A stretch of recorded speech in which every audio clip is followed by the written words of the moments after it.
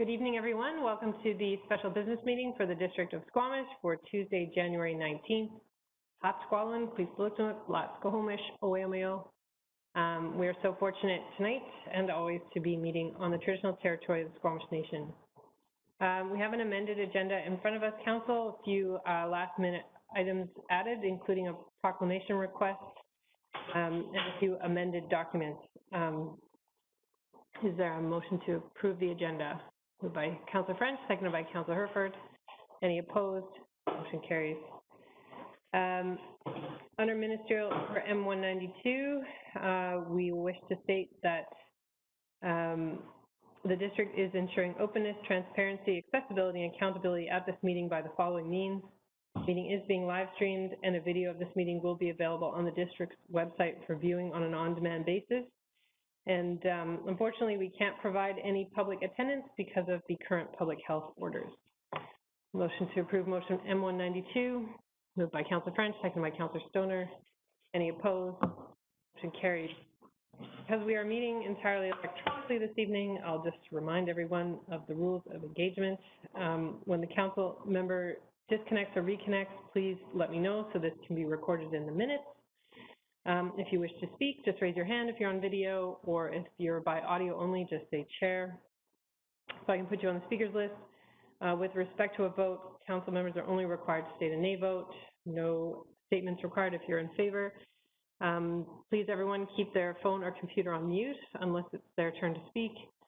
Do expect everyone to be involved in and participate in the meeting. And if you're having any technical difficulties, council or corporate officers here, if you can text her, and if the difficulties on our side, we'll recess for up to 10 minutes to fix the problem and get everyone reconnected. So with that, is there any notice of motion, council?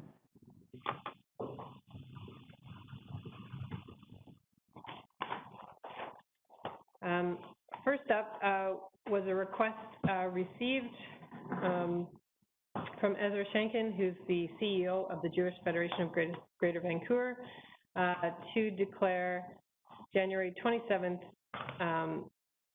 the anniversary of the liberation of Auschwitz-Birkenau as an International Holocaust Remembrance Day. Councillor Pettengill, you're moving that? Yeah, well, I was going to actually move that we use Vancouver's proclamation just with an edit to the therefore clause to make it appropriate for Squamish and Mayor Elliott. Thank you. Is there a seconder? Seconded by Councillor French. Any opposed? Motion carried. Consideration of any unscheduled public attendance. There's no one online wishes to speak. So we'll move on past 7 and 8 to number 9A. This is second reading of the District of Squamish Official Community Plan Bylaw for the Loggers East Neighborhood Plan, number 2798-2020. We're joined by Ms. Stratis and Mr. Velaniskis, and I'm just going to recognize Councillor Herford. Thank you, Mayor Elliott. Since this was discussed last by council, my business was approached to bid to supply e-bikes to one of the affected landowners as part of their potential development. And I feel this puts me in a financial conflict, and I will be excusing myself for the balance of this project.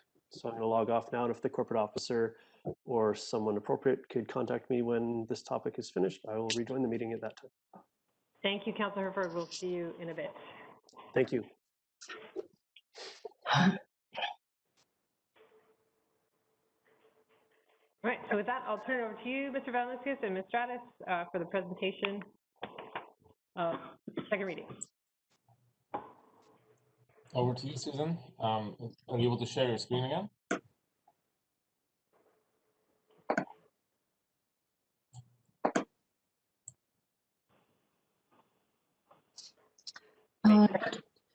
Good evening. Can everyone see that? Yes, we can. Okay. Good evening, Mayor and Council.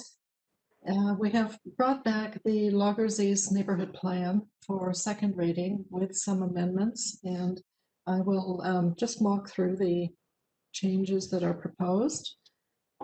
So tonight we're hoping to follow up to some of the questions and comments that Council provided at first reading outline the changes that are proposed at second reading and propose that a public hearing be scheduled for February 9th. Just as a reminder, the plan area, the Loggers East plan area, extends east of Loggers Lane from Raven Drive down to Robin Drive, as shown on this air photo. In the current planning context, the OCP is shown on the left-hand side, where the neighborhood is currently designated residential in the OCP, and the OCP amendment bylaw would change that designation, remove the residential and replace it with the Loggers East neighborhood plan in its entirety.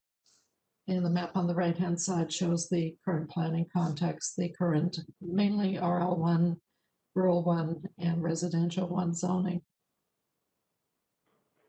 So we have gone through this process since 2019, spring of 2019, which involved mainly technical background review and land use analysis.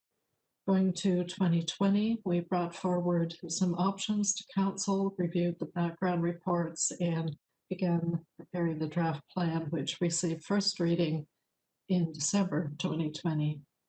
So now in 2021, at the red arrow there, we have done plan revisions over the past month and are now proposing second reading. So we are moving toward the end of this process.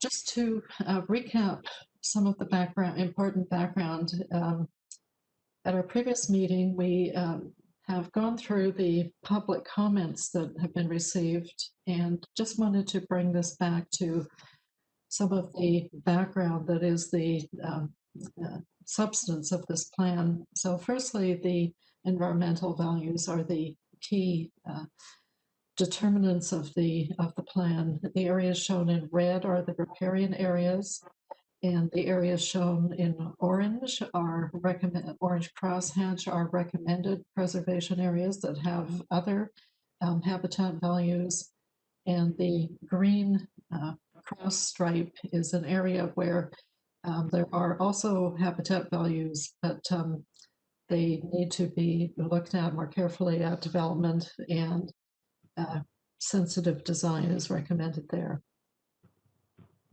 Looking at the slope conditions, which apply primarily to the eastern half of the neighborhood, the areas shown in the green topographic map are areas that are below 25% slope, so they are generally developable. The areas in yellow go from 25 to 40% slope. So the plan policies recommend that the areas below 40% be considered for multifamily development. And the current UCP policy is that no development should take place on slopes over 40%. We have modified that slightly in the draft neighborhood plan to consider those on a site-specific basis. There are some areas that might be able to be accessed within these orange areas. And I won't read this again. This is just showing how those steep slope policies apply in the plan area, which also includes some setbacks where there are known rockfall areas shown in the orange and pink boundaries. The third major component of the background was looking at the drainage and stormwater conditions in the neighborhood.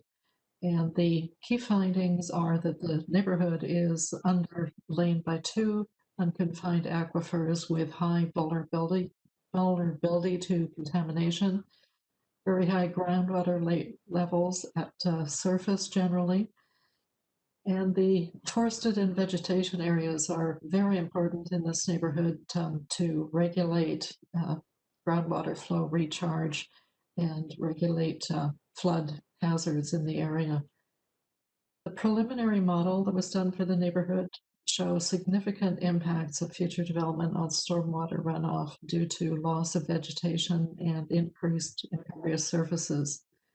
And with the low potential for infiltration due to the groundwater conditions, stormwater management practices will need to combine infiltration with subsurface or other on-site storage. Again, that is the third major geographical condition that we have looked at here. I haven't prepared a slide responding to each of the issues Council raised. It is in the report to Council, our staff responses to a number of issues. I wanted to concentrate on the proposed changes at second reading.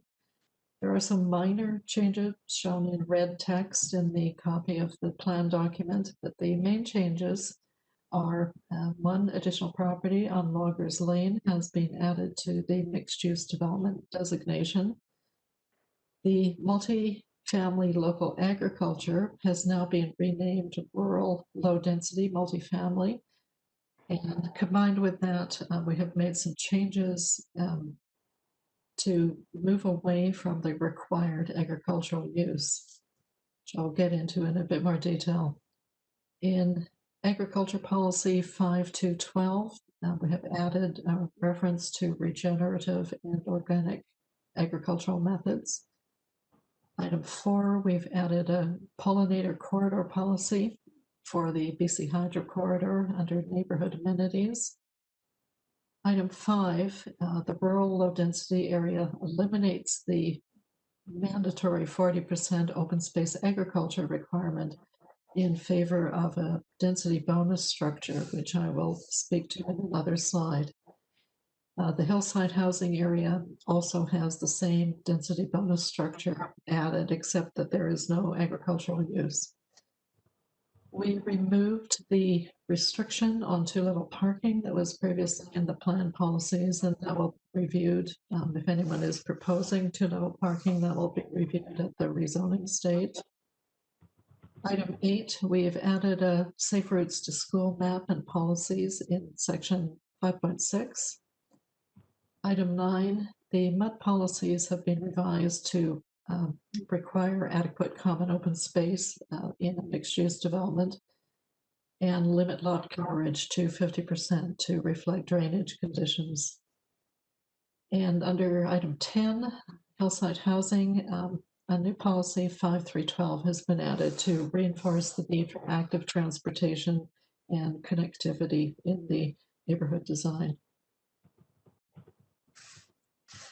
So just looking at the table that is included in the plan and in the council report, this density table is meant to provide a base density and then a number of development options depending on what the conditions are on the site and also depending on the goals of each property owner. So just starting at the top, the current zoning for the RU1 zone is 1 unit per 0.8 hectares or 1 unit per 2 acres. The RS1 zone is a fairly typical single family zone, 1 unit per 690 square meters. In this plan, we're proposing a base density, and I'm going to just speak in acres from this point on. I think most people are more familiar with that. We're proposing the base density at 14 units per acre for ground-oriented housing with a 30% common open space, and that is a strata open space requirement. For apartments, the base density starts at 22 units per acre. So under the 4 density bonus options, additional density is possible depending on how the community amenities are providing. So under option 1, and I'm going to just look at ground-oriented housing to keep it simple. Under option 1, you can get an additional 15% density if a minimum of 30% open space or portion is activated as publicly accessible park or public trail. Under option 2, an additional 20% density can be gained if a minimum 30% of the open space is activated as agricultural use, or 30% or more of the property is within an environmental protection area. And under option 3, an additional 20% density can also be gained if a portion of the housing is rental housing. And option 4, an additional 10% density can be gained with provision of 3 of the energy climate change targets described in the plan. And I wanted to mention that these options can be combined, and we do expect many developments will come in proposing to combine a number of these options and again to get closer to the maximum density that's permitted. So the net land area that is applicable here excludes environmentally sensitive conservation areas and steep slopes. So the density only gets applied to the developable portion of the land. And I've mentioned that some developments may mix these densities. So just looking at this another way, and this isn't in the council report, I haven't prepared this graph yet, but this shows a potential build out on a theoretical 2-acre lot. Now, this theoretical lot is not showing any constraints, and most of the properties in the plan area actually do have constraints, such as riparian areas. But just to try and illustrate this a bit better, the turquoise color shows the units per acre, and the dark teal color shows the housing units that you would get on a unconstrained 2-acre lot. So the base density at 14 units per acre would give you 28 units. Under option 1, with publicly accessible open space, that would go up to 32 units or 16 units per acre.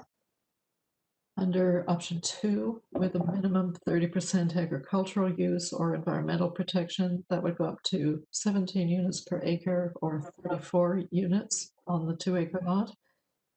With rental housing, that would, again, it's the same as option 2, that would be 34 units. Those could potentially be combined.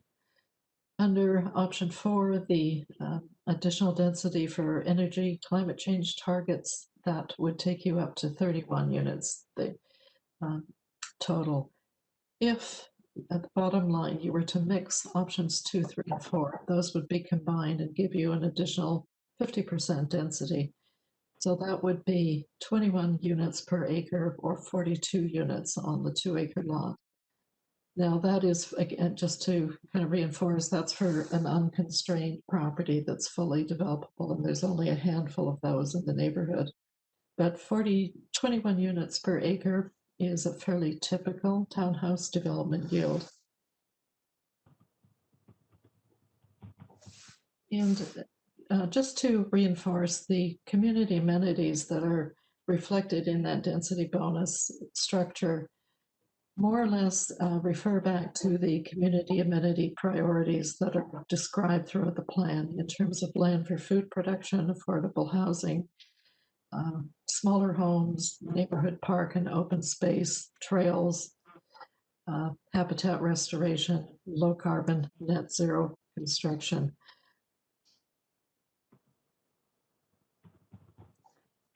So looking at the land use map, when we had first reading on December 15th, this is the map that was attached to the plan. And with the change to that additional mixed use development fronting on Loggers Lane, the revised plan that is in the document for second reading now looks like this with that one change made. And we've slightly updated with a change to include that extra mixed-use development property. There's been a very minor change in the development numbers that we've been looking at. And it does provide for roughly 1,000 units, additional housing units in the neighborhood, and 2,500 population on average. One of the questions that came up at the previous council meeting had to do with how much land is developable. And very early in the planning process, we did go through the various maps looking at the steep slopes and the riparian areas and conservation areas. And roughly half the land, as shown in this table, is considered developable. The other half would be not developable due to those constraints. So the recommendations tonight are that OCP Amendment Bylaw number 2798 for the Loggers East Plan be given second reading as amended by the new Schedule P, which is the plan document, and that an electronic public hearing for Loggers East be scheduled for February 9th, 2021. And that ends my presentation. Thank you. Thank you, Ms. Stratus. So council, this is second reading. This is your opportunity to ask all the questions you need to ask before we get to a possible public hearing. So who would like to go first?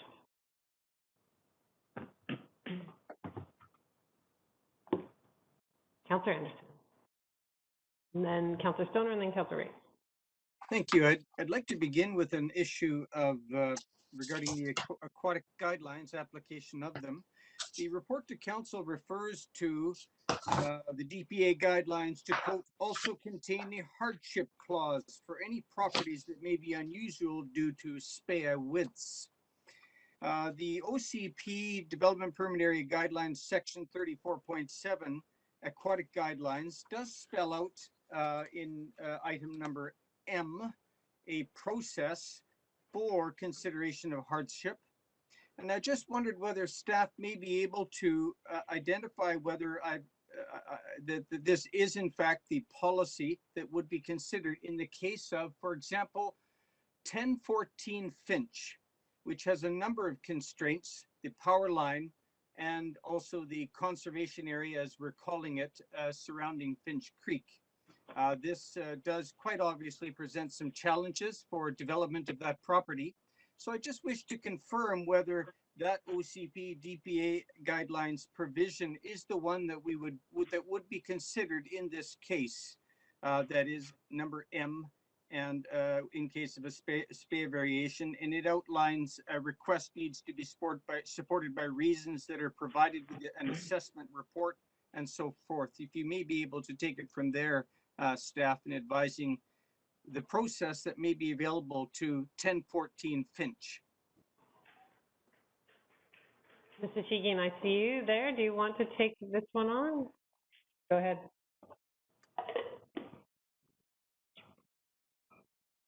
We just can't hear you right now.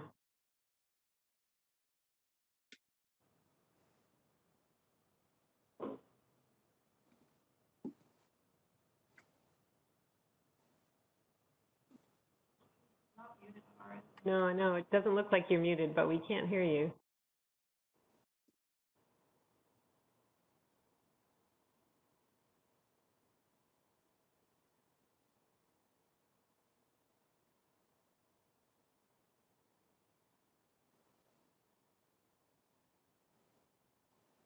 Caroline, there is audio and video settings at the top. Have you tried adjusting those to recognize your microphone?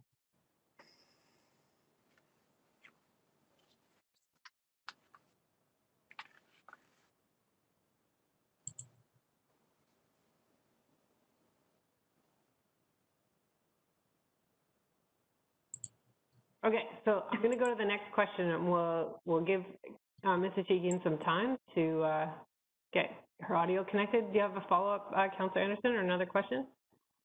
I'll delay a bit with my next question. Thank you, if I can, Mayor. Yeah, absolutely. Councillor Stoner. Thank you. Through the chair, I have some questions, clarifying questions on the density bonus options. So I guess first, when I look at it, I'm curious if all the properties were to build out to the max density bonus, have we then increased the overall housing density between what was proposed at first reading and what is proposed here at second reading?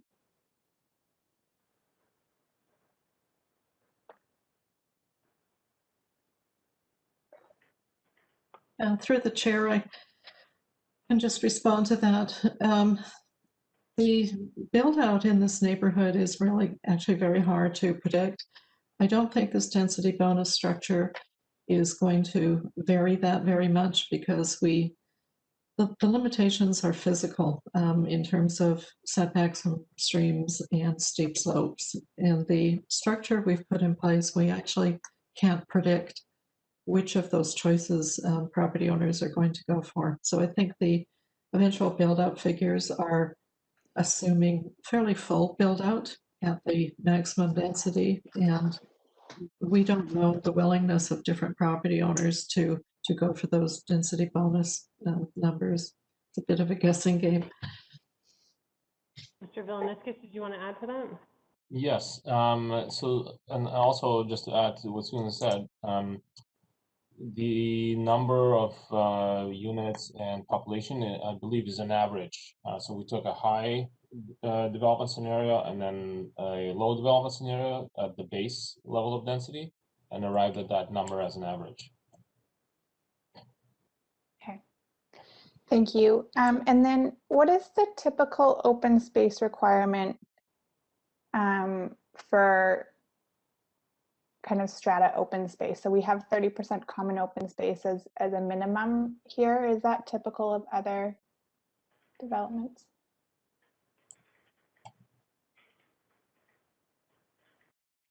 Who would like to answer that? I believe it's Susan here. I can answer that.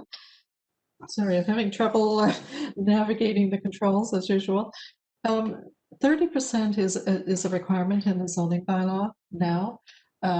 It wasn't always a requirement, so I think older developments don't necessarily meet that, but new ones do. One thing I looked at just to look at how these numbers play out, I think most of council might be familiar with the first phase of waterfront landing, and I looked at the numbers there to see what that looks like, and they've got roughly 22 units per acre, and they have a total of 40% open space on the site, and that is split almost equally between publicly accessible open space in parks and trails, and 20% is private common open space that is for the individual owners. So 40% is the magic number there. That might help you visualize a build out.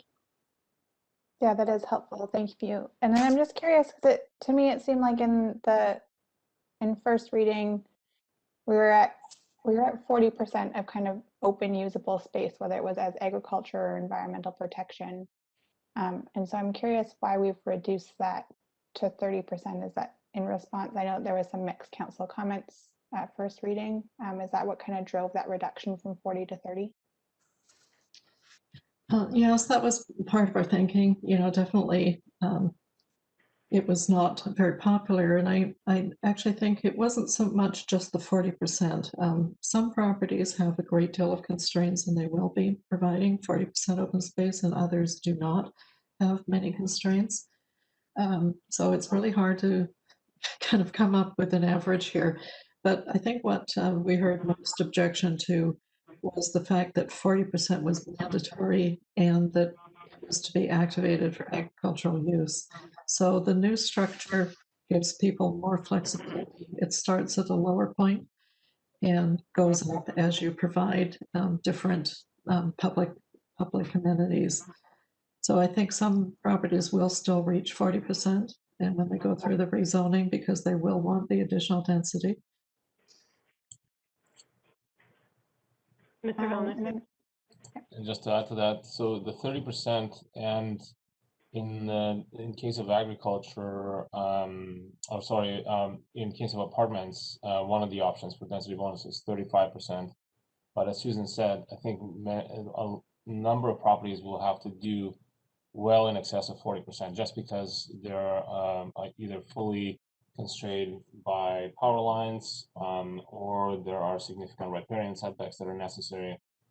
So for those properties that are unencumbered, we might see a scenario where only 30% gets dedicated, but I think in probably more than half the cases, that's not going to be the case. So there are other constraints to make sure there's enough open space. So that was a good segue to my last question on this topic, which is I was curious why there was a shift in that there was an increase in the minimum percentage for apartments, but we wouldn't have requested that from ground-oriented housing. Or for any of the above, I guess also option 2. So why are we not going above the 30% common open space for any of the density bonusing? Well, I'm waiting to see if Jonas jumps in here. Through the chair, in response to that, we looked at the structure that we've put together, and we do expect most developments to come in attempting to achieve more than one of those options. So 30% is a starting point, and that is similar to what's in the current zoning bylaw for open space. So, you know, it can be certainly a property owner's choice to stay at 30%, but we're trying to structure this with incentives rather than kind of dictating a minimum 40% as a starting point, and structuring it so that we get the community priorities in place in return for that additional density. And, you know, from some of the developments we've been looking at, we believe that's achievable on a number of properties. Go ahead, Mr. Valenzuela. And the system, the density bonus system, is really based on what's happening in that open space and not so much on the amount of open space, which was the case with the previous iteration. I think it's also important to remember that all of these properties are going to have to come in as rezoning applications, you know, where we can tailor the approach that's appropriate to each one of those properties with full discretion by the district. I will leave it there for now. Thank you, Mayor. Thank you. Mrs. Shikian, can we test your mic?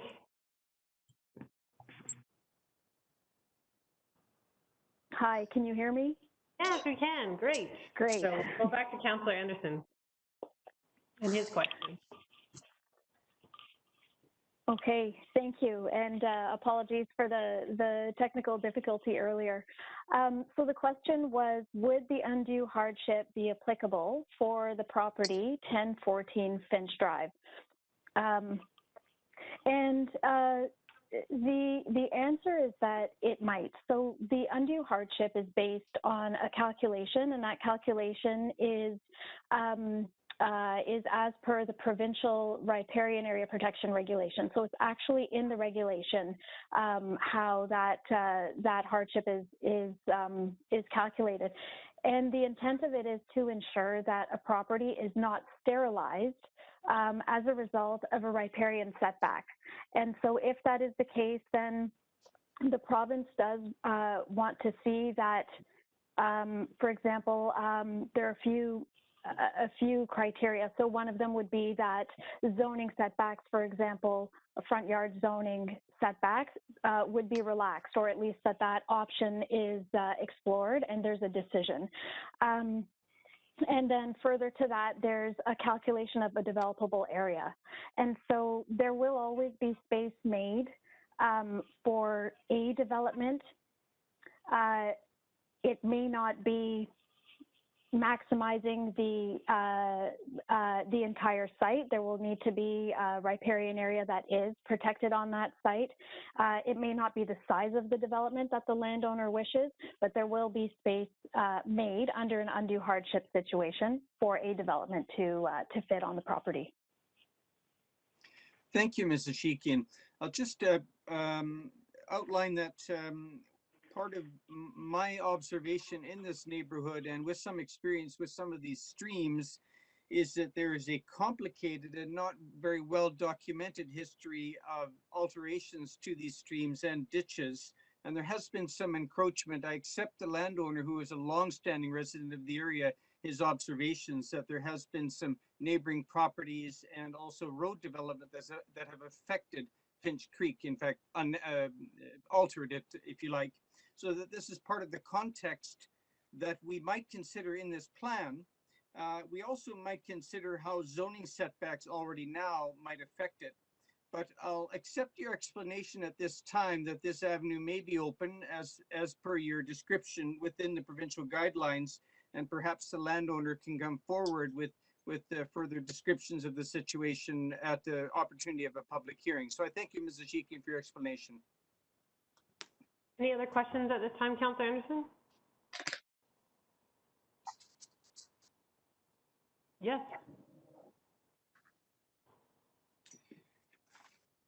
Mayor Elliott, we have received from a few of the correspondents an inquiry regarding provision 5.2 under the policies for rural low density multifamily designation regarding lot consolidation, that no more than 2 parcels should be combined for development unless significant benefits to design, environmental protection, and other amenities is provided. I suppose my question has a bit of a background. It seems to me that the property owners involved do have a well-defined vision, and it's been spelled out to quote local working families. And it seems to me that their objectives as they describe them are in the spirit of ours with this plan. A rezoning application should allow council adequate opportunity for evaluation. So my question is that provision in the policy for unless significant benefits and so on, is this enough to satisfy these property owners? Could you elaborate, staff, on the consideration behind that limit of 2 parcels? We've got 3 parcels here that are inquiring about this, but of course the opportunity may be of interest to other parcels. I wonder if you may be able to elaborate, perhaps once again, if you like, on that limitation and its rationale, and whether we have that in that unless provision, an opportunity for future consideration on the part of the property owners or development proposal. Through the mayor, I see Jonas has disappeared. It's going to Oh, no, direct he's this. still here. He's still Okay, here, but you go for it. I'll go first. That provision was put in there, I guess, based on, early feedback we received both from the neighborhood and from council about the vision for this neighborhood, and not expecting to have a very dense neighborhood. And the provision also relates to scale of development, to keep the development small, and we're not looking for massing of these properties, which really relates to scale. It's a similar policy that was put in place in Wilson Crescent for the same reason. Because this is a redeveloping neighborhood, and the developments that come in are expected to be incremental, we didn't want to see a lot of mass assembly of properties to keep that scale.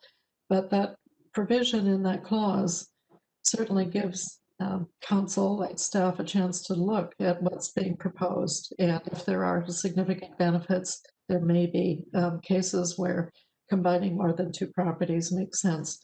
But we didn't want to, I guess, as a starting point, have a scale of development that's really not a good fit as this neighborhood goes through incremental development. So it's all about scale. Thank you, Ms. Stratis. Thank you, Mayor. Thank you. Councilor Ray. Thank you. Well, I had 2 questions, and that was one of them, so I won't ask that one again. But my second question was with respect to correspondence we've received with respect to the mud zone, and specifically the ratio of commercial to residential, which in the email is 60% commercial, 40% residential, and whether that's commercially feasible. And I'm just wondering if staff can comment if you're aware of whether or not something like that is difficult or more difficult to finance. And secondly, do we have other examples of that ratio anywhere in the district at the present time? I will defer this to Jonas, and believe is still there. Yep, Yes, go ahead, I'm Mr. Vellner. Thank you. That's a good question. That's definitely something that we've looked at, and that's something that we hear, I think, almost every time that type of mixed-use district is proposed, where the intent is to generate employment first and to allow for some residential as an incentive to maximize the employment lands as a second goal. So yes, financing is always, we are aware that financing is always easier to get for residential products in Squamish. But the primary goal of, as we set out on this planning exercise, was to maximize employment lands. And it's not unlike some of our other mud zones. Our mud 1 area, which is in the north side of the business park, has a range of employment to residential ratio, depending on where you are in that area. So I think, and we've seen other developments come forward with using different financing tools, not just CMHC, which that's a CMHC requirement that, you know, no more than 30% be commercial space. The rest of it has to be residential. We did make an allowance in the plan for, you know, you could have separate buildings. So let's say on the mud property, you could have separate buildings containing different types of uses. And that requirement applies to all the floor area. So you could have one building with a little bit more residential in it if you have another building that's got more commercial or is purely commercial, which would potentially allow people to use different financing tools. Thank you, Chair. Thank you, Councilor Pettingill. Yeah, thank you. I guess I'm wondering, you know, we have some specific targets in our climate emergency declaration and our community climate action plan around emissions reductions of 45% in less than 9 years. The current per capita amount is, I think, 4.8 tons per person, which works out to about, you know, if we assume 3,000 new residents here, this development sort of status quo would be a 15% increase in our community emissions. So I'm presuming that, I guess what I'm struggling with is wondering how we are ensuring, as we propose different development choices, different design choices, that we are still going to hit that 45% reduction goal. Mr. Villaneskis? Thank you. So I think as staff have responded prior to the meeting to some of the council's questions, you know, this needs to be a district-wide approach. We don't recommend taking or trying to break ground on this issue with neighborhood plans and then that changing as neighborhood planning evolves. I think that we need a district-wide approach that will guide all rezoning and maybe even development permit applications if the right tools are there. We just don't recommend trying to address this and trying to come up with a solution and an accounting system for how we calculate emissions in this planning, a neighborhood planning exercise. So if I could follow up, I mean, I guess, you know, we've been pretty explicit, I think, as a council with our targets. And so I would assume that any new plans and policies following from that would be made consistent. And I agree that we should have consistency across all our neighborhood plans and so on. But it seems like we haven't started on that. And I've been sort of frustrated with some of the developments that have come forward, and I understand they're already in progress, or already in stream, so we couldn't apply some of the climate emergency stuff. But here, this is a brand new plan. And this is where I was expecting to start to see some of these things come forward. So I'm not clear why we couldn't sort of say, hey, to meet our climate targets, we can't go above 0.5 tons per capita for new residents, 0.5 ton increase. And so that applies sort of across the board to new development. Like,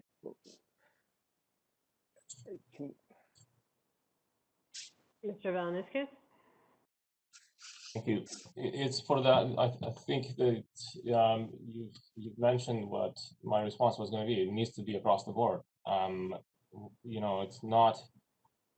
I don't think it's appropriate to try and come up with a different approach in each neighborhood, or to try and come up with an approach that could be seen as a penalty for neighborhood planning. You know, we need a consistent approach, and perhaps the urgency is there to come up with a consistent approach. It's just not recommended as an exercise in this one area.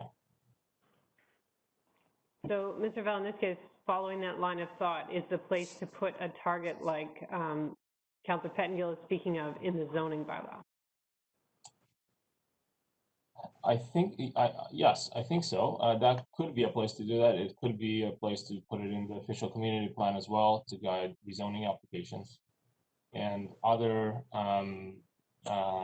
plans that our climate folks might be generating as well. So I guess there's two pieces of this. There's the, you know, do we put targets in here or not? But then the other question is sort of what are we choosing as incentives and so on. And so have we done anything in choosing our incentives to stay at a certain level, like to know that these are actually effective or the most effective. And I guess in this, I'm looking at the climate options, and I know this was addressed in my my email the other day, but there's only a 10% bonus for climate. You can pick any 3 of the climate adaptation choices to hit that 10% bonus. So we're incentivizing climate action less. It's sort of pick what you want. And when I read these in the context of this development, some would be very ineffective at achieving low goals, while other ones would be quite effective. So like, how are we sort of assessing relative to our priorities? These are the right design choices, the right sort of incentives to choose. Like, what has driven that decision?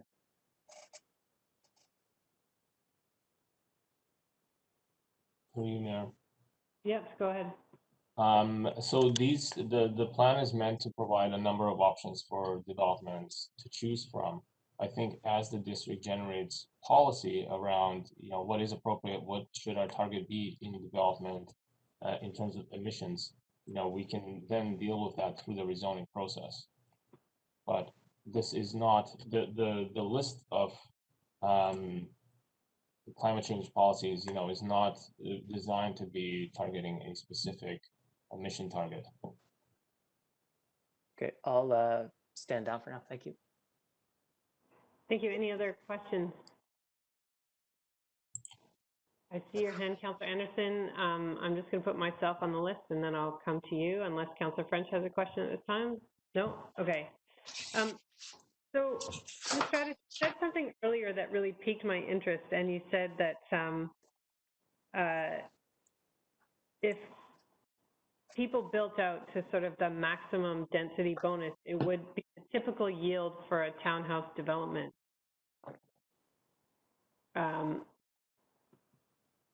But at the beginning of the presentation, we talked about the need for leaving a lot of open space because of the stormwater issue. So I'm trying to reconcile those 2 statements in my head. So they have to provide the current 30% open space, but then with all the density bonusing, they can build up to a typical townhouse development that we see today.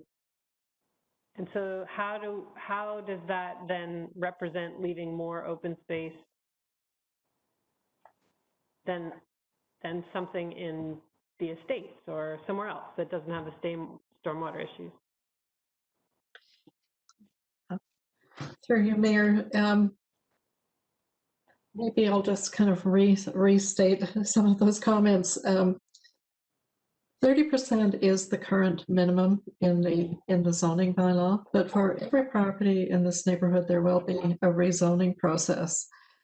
But the mix of private open space, environmental protection, common open space, all of those factors are going to have to be looked at together. Because these are very complex properties. It's actually hard to put numbers on these properties. There's 4 or 5 of them that are relatively unencumbered that might be able to meet that maximum density. For the rest of the properties, they are going to be already dedicating anywhere from 10 to 40% of their land for environmental protection purely because of the riparian setbacks. So what will happen at rezoning is that area will be defined, the environmental protection area, for properties that have riparian constraints. The district at rezoning will also look for livability within the development plan. So that will probably increase the open space even more because you don't want a development to come forward that's fully block to block with development units. For properties that don't have riparian constraints, but we're looking for them they want to get additional density, we'll be negotiating, and I believe most of those properties will end up 30 to 40% of open space in some combination, which may include some public park and trail. I don't know if that clearly answers it, but I think we will be achieving a good level of open space through the rezoning process, and it's hard to predict for each lot how that will be shaped. concerns is that we're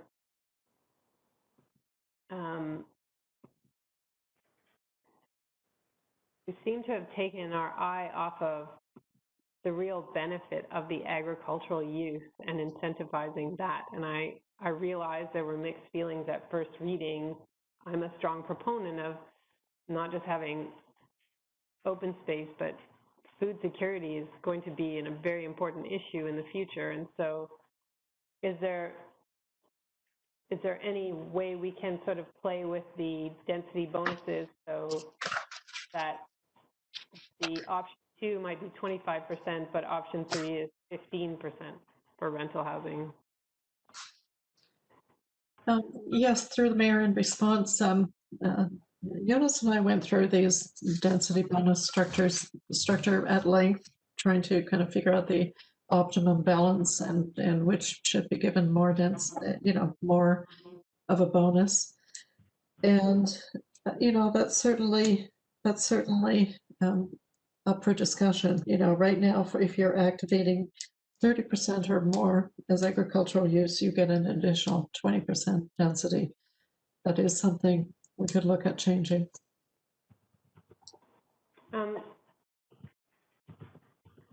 In section 3 in the background of this document, around the sanitary sewers, it talks about new development being required to extend or increase the size of sewer mains.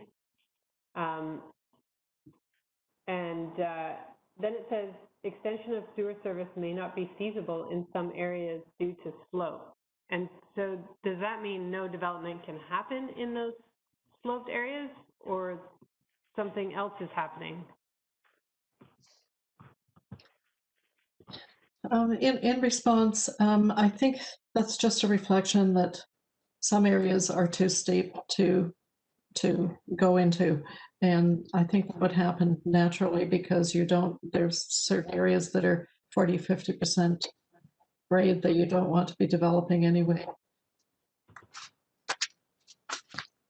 Okay, and then I know we've added the e-bike share component, but does that come with a requirement that they're covered or secure, or somehow sort of recognizing that in our climate, going to pick up a wet bike and get all your gear on it, standing out in the rain or in the hot sun is maybe not as desirable as going into a covered shelter? Mr. Villeneuve? Thank you. Yes, that's definitely the assumption. We didn't want to get too detailed and specific about how that program should be run or on, what the improvements look like, but that's definitely an assumption, especially for e-bikes, that they will be, the challenge for the hillside areas will be, how do you make active transportation more accessible than you would have to do in the lower areas where, things are going to be easier. So, I think there's going to be a lot more focus in those areas on how do you make access to these pedestrian and bike networks easier. Okay. And then with regard to our climate policies and the choice of 3, when we say low carbon energy sources to be fully incorporated in each development, some people argue that natural gas is a low carbon energy source, but are we clear on what that means for us? Go ahead.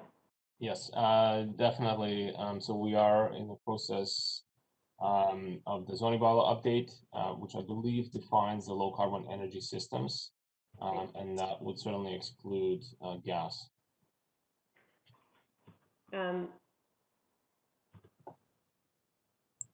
And do our zoning bylaw currently provide electric vehicle charging infrastructure to ground-oriented housing or just multifamily?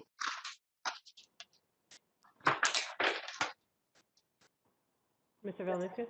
Currently, it is areas where parking is shared.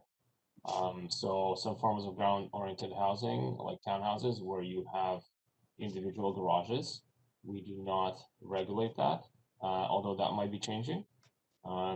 It is because it's much easier for someone to install a plug in their own garage rather than have to, get Strata to do this work on the whole development. Thank you. Councillor Anderson? Thank you. I'd like to ask a question regarding the gas pipeline. This is addressed in section 3 of the draft plan under major utilities gas pipeline. Now, gas pipelines and safety issues are coming under scrutiny across the continent. And while of course, this is a topic for our dialogue with Fortis, I just wondered, with respect to, I'll quote from the plan, note that the 40-meter buffer shown on the map is not a setback area. It represents a, quote, call before you dig area. My question to staff is, from your dialogue with Fortis, are you satisfied that this is stable as a recommended gas pipeline corridor development guideline? That is there any trend or discussion on the horizon towards rethinking these safety buffer zones? After all, I think that this is probably the most unique situation we have along this pipeline with a residential neighborhood in proximity. And the implications would be quite severe if there were to be some future policy trend towards a change of approach towards these buffer zones. So my question is, are you satisfied with the stability of that particular development guideline at this time with respect to gas pipeline safety buffer zones? Does anyone want to? Yep. Yeah. Go ahead, Mr. Lucas. Oh, Gary, do you want to? So, yes, through the chair. That's the information we're getting from the regulator, that's the setback that's applicable based on its safety standards. We have no indication that those are changing at any point in the near future. Yes, other jurisdictions have different setbacks. The regulator that we deal with is indicating that the setbacks that are shown are adequate. And to be honest, it's not an issue that's unique to this plan. If those setbacks change, we have an impact not only on Finch and or Robin, but on industrial. I mean, the impact, should that change, it is not an issue that's related to this plan. It's related to anywhere along that line. So it's a district issue. It's not a neighborhood plan issue. Thank you, Mr. Buxton. Thank you. And just for clarity, Mr. Buxton, when you say other jurisdictions have different setbacks, you're talking provincial jurisdictions, not local government jurisdictions. Correct. Ontario has different standards from Saskatchewan, from Alberta, and then if you want to go into the states, there are different regulations there, and you can cite all sorts of different standards in different situations from different regulators. But in British Columbia, local government cannot regulate setbacks from pipelines. We can set setbacks on property however we choose. We rely on in the same way that we do with railways or airports or trucking, we rely on the guidance that we get from the federal and or provincial regulators. We don't second guess what those are going to be, for the obvious reasons that the expertise lies with them, not with us. Thank you. Councillor Pettengill, I saw your hand again, I think. Yes, thank you. Just want to, well, a few things actually I may have to come back around. Just for staff to be clear, I did ask a lot of questions about the agriculture last time, but I didn't make sure I didn't give the impression that I wasn't supportive. I just wanted to make sure that it was feasible and understand it. And I do think pursuing agriculture is quite a valuable thing. And also, in terms of setbacks and so on, I think we do and have changed our zoning and our neighborhood planning and so on based on risk to human life. And so I think, I'm pursuing Fortis now through the EAO for the risk assessment that Gord promised when he was here, Gord from Fortis. And so I do think that in terms of managing risk, we should be looking at the risk of the pipeline. And we do apply different standards to new development, as would be here, versus existing development. It's a 1 in 100,000 threshold versus 1 in 10,000 loss of life per year. So I'll just, for me, this is still an issue. I'm still hearing about it from people that are concerned. I'm just in that regard, Councillor Pettengill, are you proposing a change to the plan? I hear you're concerned about it, but we're at second reading. We want to entertain a public hearing, so we can't just talk about. So if you're concerned about it, I would suggest you recommend a change to the plan, or else we're going to public hearing without this. So this is your time to test council, because once we go to public hearing, that is much more difficult to do. Okay, I will think on that, because I think there's 3 different options, and 1 is within the plan and 2 are, I think, external, but I'll think on that. Thank you. I'll proceed to my other questions if I can. So I just want to come back to this question of why there's only a 10% density bonus for the climate action. The agricultural piece is not in our strategic plan. It's not a key pillar, but climate action is. I understand there's some feeling that people are more likely to uptake some of the climate actions, but we've also heard we don't really know which of these options developers will pursue. So given the importance of this, I'm wondering why we wouldn't sort of do everything we could to ensure people pick all 5 options, and not in terms of different climate mitigations, and not just 3, and why they, why we leave it as open to only pursue, like why aren't we really pushing people to pursue the climate mitigation piece here? Thank you. Because we assume that, I think from what we've seen in the past, the majority of developments will try to use that density bonus along with others. And because some of those measures may be easier to do than, say, coming up with a sustainable way to manage agricultural use on a property, we didn't want to give too much density just because it's assumed that people are going to be able to address all of 3 of those options without a problem, whereas it may be a little bit more complicated with other options. Let's say rental housing, where you have to secure a certain type of financing that may be difficult to secure, or agriculture, or publicly accessible parks. So for those reasons, we didn't want to assign too much density for something that we know people will be subscribing to. Okay, thank you. And in terms of the hillside, has anyone walked and biked to and from the site with kids to catchment schools and some of the dentist offices and grocery stores and so on?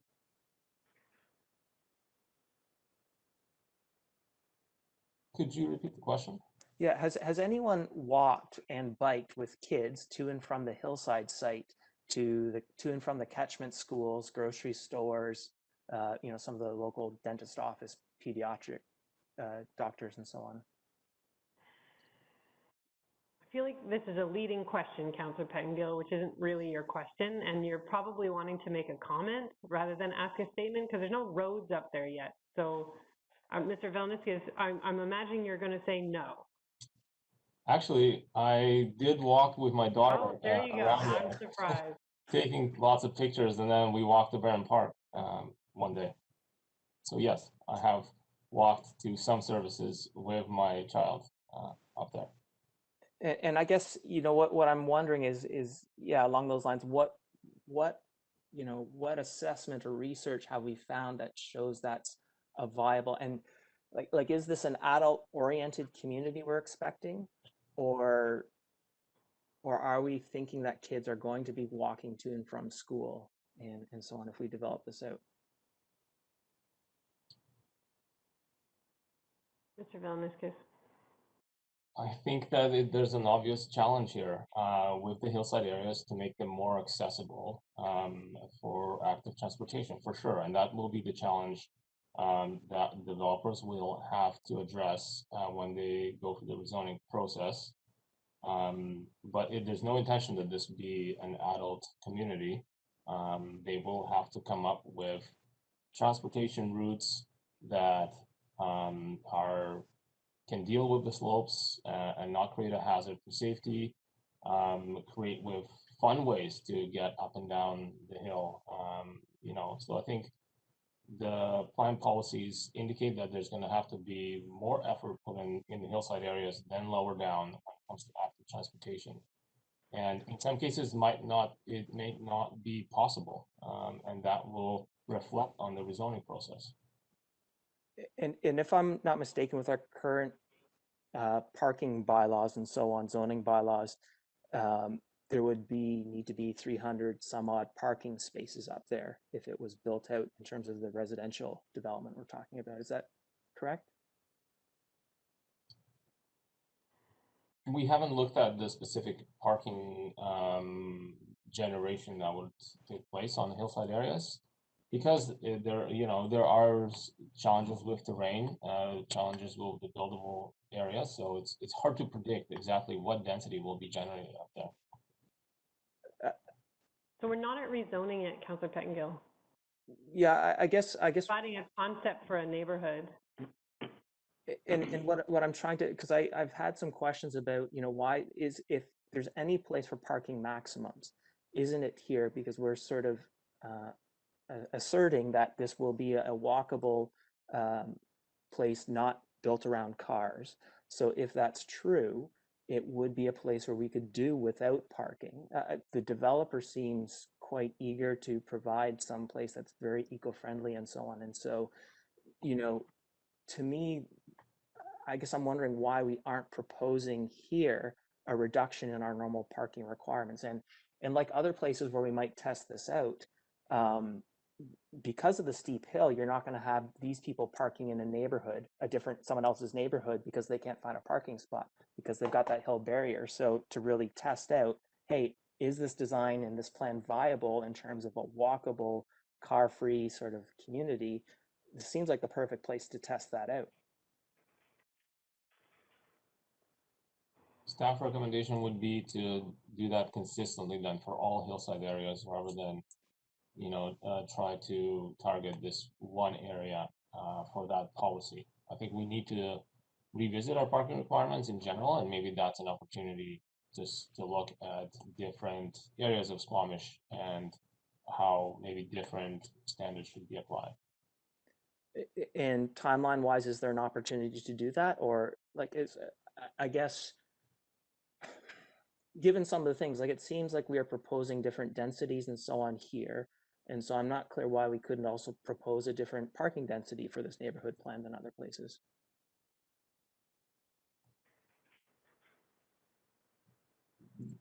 Mainly because there's still rezoning processes ahead of us, and we can deal with that on every single proposal individually. Look at the terrain, look at the active transportation solutions, and where district parking requirements are heading in general, rather than try and include a direction here that I'm sure developers would love to see. But often we're also able to leverage lower parking requirements for additional community benefits. So that might also be an opportunity later on. Okay, I'll pause for now. Thank you. Thank you. Councillor Stoner, I think I saw your hand, and I'd like to wrap this up. Thank you. I just wanted to get some clarification following on your questions, Mayor. Ms. Stratus, it sounded, can you just clarify if there's land in the environmental setbacks, does that count towards the 30% common open space? Or is that separate? And I asked in part because option 2 says, as well as the agricultural use, or 30% or more of the property is with environmental protection area. So I'm just trying to seek clarity on how that is counted. Go ahead, Ms. Stratus.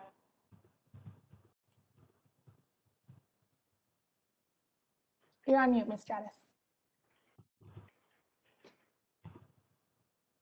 Ms. Stratus, we can't hear you. You're on mute. Can't hear you. Sorry, through the chair. I'm sorry, would you mind repeating the beginning part of your question? I just lost track there. Yeah. So I'm curious if the environmental setbacks count towards the 30% open space. And if not, how does that differ from the environmental protection area that we highlight in option 2? Yes, in response to that, the environmental protection area counts if it's at least 30% of the property under option 2. If it's less than that, it doesn't count for additional density. It's certainly part of the consideration. You know, there are a number of properties with a small ditch that's considered habitat running along the side of the property. If that's all that they're proposing, that reduces their net area because they have to preserve that open space. But you don't get additional density if it's only 10% of your property. If you decide to increase the habitat area to 30%, then you would be eligible for additional density. Does that answer the question? So if 30% of my property is an environmental setback area, I would be eligible for the 20% density bonus, and that would count towards my common open space. We haven't specified. No, it wouldn't. It's not common open space. Common open space would be area that can be actively used within the development for trails, playgrounds, that type of thing. That is a separate calculation. Mr. Villanueva? I may add. So this density bonus provision that talks about environmental protection areas, it simply recognizes that those properties with large environmental setbacks automatically will get that density bonus, because we're going to be also calculating their net area by excluding that environmental setback. So their density is going to go down, and then it will be somewhat brought up on that portion where they're building, because we're recognizing that there is a significant dedication happening on the property, which is not being put into the overall calculation of land in order to calculate density. So let me try and rephrase this to get another point. Are the two additive? So I need to provide minimum 30% common open space based on my buildable area after having provided 30% environmentally protected area?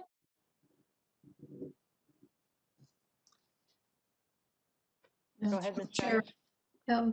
One of my responses to that is the 30% minimum common open space requirement is in your zoning bylaw. With development in Loggers East, each property is going to be coming in for rezoning, and each one is likely to be a CD zone because of the uniqueness of each configuration and property. I believe in the situation you're describing, if there's 30% already in the environmental protection area, the amount of open space will be negotiated at rezoning, and that's where some flexibility needs to come in to make sure 30% may not be necessary in that particular condition you're describing, but you want to have some common open space for livability. It may not need to be 30%. Mr. Villanueva? And that area where we calculate the 30% open space, so if the zoning of, our zoning provisions, general provisions do apply, the area where we calculate 30% is only going to be calculated on that developable piece. So it's not going to be 30% of the total lot area.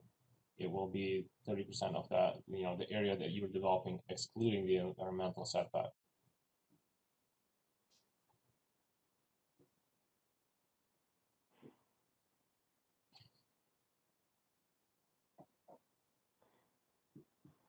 So, Councilor Stoner still looks confused. I have to say I'm a little bit confused. So if there's a property that is constrained by a environmentally sensitive area that totals 30% of the property. So then we end up with the developable land. They still have to calculate 30% of that as common open space, but they'll get the density bonus because 30% is already out of the calculation because it's an environmentally sensitive area. So they're still calculating what their 30% is of common open space, but they get the bonus because they've lost 30% to an environmentally sensitive area. That's correct. And that is makes sense. And I think what Ms. Stratus said is, at rezoning, they may negotiate a bit of that common open space, which may or may not pass muster with staff or council. Exactly. Is that clear, Councilor Stoner? Okay. Yeah, that's clear. I'm now curious if that same piece applies to option 1.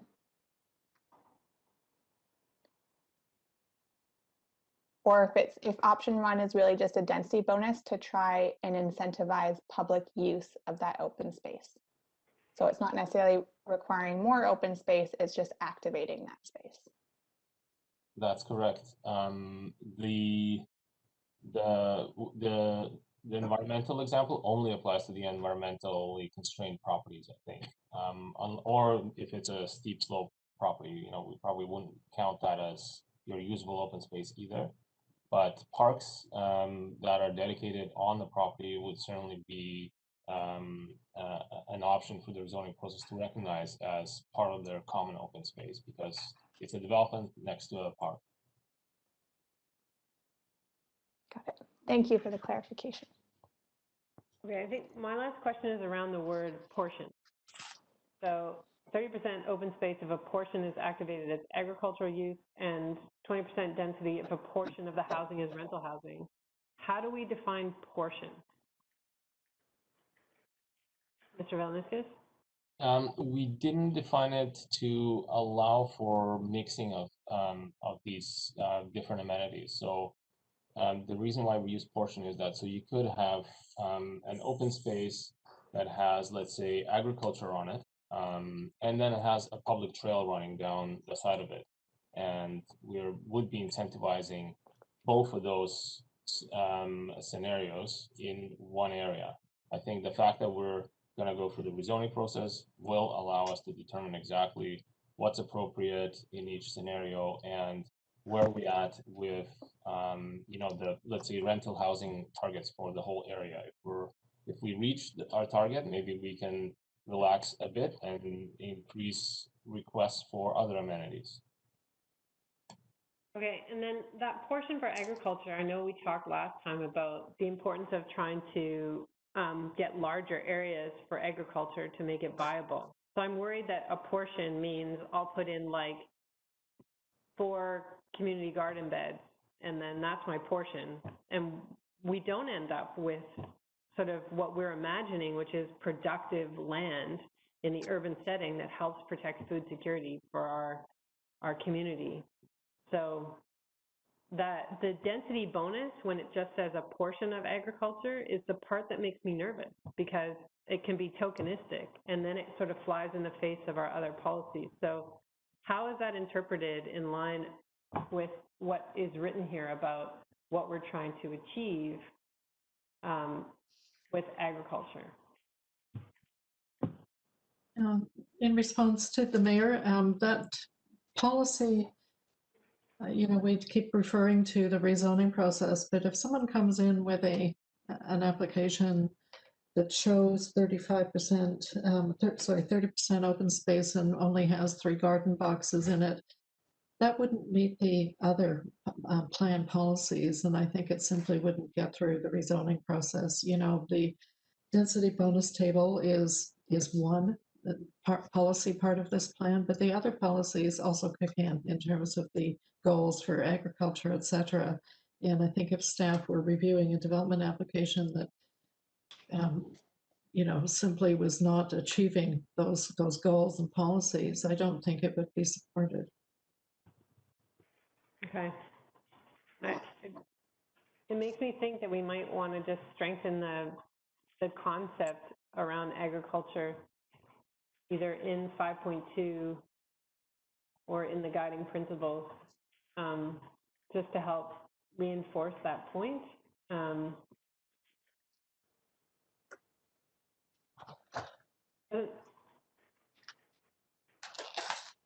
What we want the land to be is productive, not just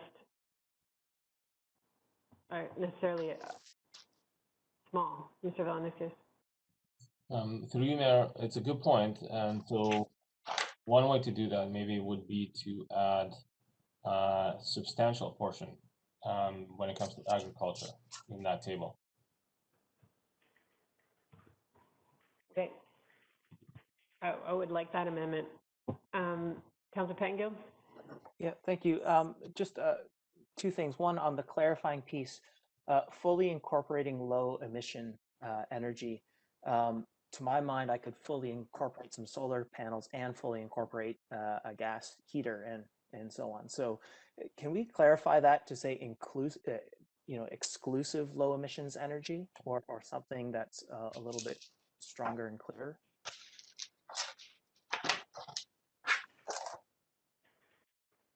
Mr. Valaniskas? Through you, Mayor, the fully incorporated would mean to staff that it's 100%, that there is no non-renewable energy sources. Okay, I'm glad to hear that. I think, I find that terminology fully incorporated a little bit because it's not exclusive to my mind. So if we could get some clarity there, and would also, really appreciate if there was some sort of language, because what I'm missing in those pick 3 of the 5 options is some sort of direction that these need to be the maximally beneficial, and there doesn't seem to be any direction policy-wise that these have to be the most beneficial or anything like that. Like you could pick the 3 least beneficial, sort of checking boxes. So, is there anything we could do so it doesn't become a box checking exercise that is, you are really maximally doing what you can on that site to hit those climate objectives?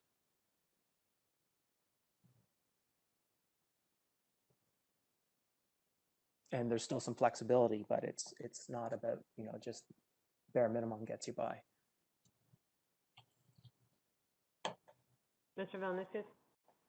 Yeah, I think you're right. We could probably beef up the language there, although I might sound like a broken record now. All of this is going to go through a rezoning process every time, and we'll have full ability to set out what's a minimum. I really don't think that staff or council would agree to a token effort, to address any of these policies for climate change. Yeah, I appreciate that. I guess just my experience with DPA guidelines, and I understand this isn't a DPA guideline, but it always seems we come back to, well, this is just a guideline and so on. And so the stronger the guideline and the policy language is, the more possible it seems at rezoning or variance or so on to sort of set those higher expectations. And if it's just pick any 3, it becomes a lot more harder to enforce this idea that you have to be maximally pushing these. And so I guess that's why I'm interested in having some language in the policy that gives that direction somehow. Can we, just as a suggestion, Councilor Pettengill, I think the first one is one you're most concerned about, which is the energy source, is it not? No, well, only because I feel that most of the time that's going to have the biggest impact. But it is really ensuring that we are getting the emissions as low as possible in everything we possibly can, as opposed to, yeah, I put on a few solar panels, so I'm good. Like it's about the effect and really minimizing those emissions. So making that very clear that, it's a high bar and a high expectation here, with some flexibility. One option that I could think of is that 3 of the energy climate change targets, but must include the first one. So like it's 1 plus 2 others, or 3 of the energy climate change targets, it gets it as close to net zero ready as possible, which is then a nod to the building code, the STEP code, and the 2032 targets have all new homes net zero ready by 2032. I think either of those would be an improvement. I might lean a bit. I'm not sure. Both of those I think would be an improvement. Mr. Vilniskis? Another option would be maybe to replace achieving with maximizing, so that you know, the intent is not just to exceed what district requirements may already be. Yeah, I kind of, to be honest, prefer the mayor's suggestions, but you know, even the maximizing is an improvement. I think the balance here, Councillor Pettengill, is to give us the most flexibility at rezoning to achieve the goal. So there's this balance between the wording being too specific and actually too limiting, and a developer has a great idea that does more of what you want, but our language has then constrained it. So I don't necessarily want to wordsmith it now, so we could always provide direction. This motion is to tighten up that language prior to public hearing.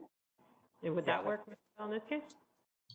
I think we have to make any amendments now before the public hearing, so that when public hearings get scheduled and we publish the notices, we're publishing the most current version of the plan.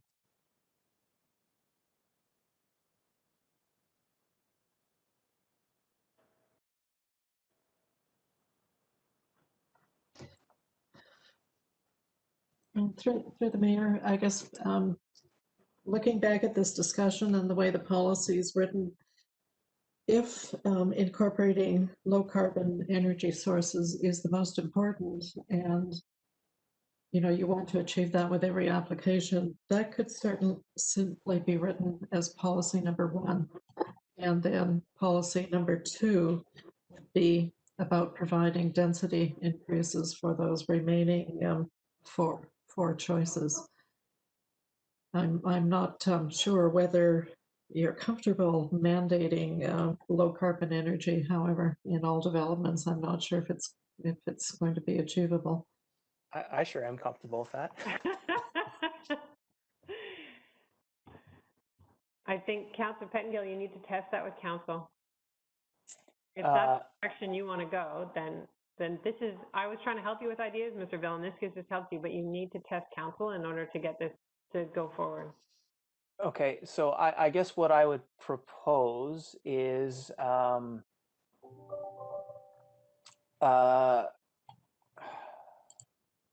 as an initial proposal anyways, that we change it to require 1A for the bonus. That plus 2 others, and also reword 1A for, to say, you know, use the wording exclusively rather than fully incorporate.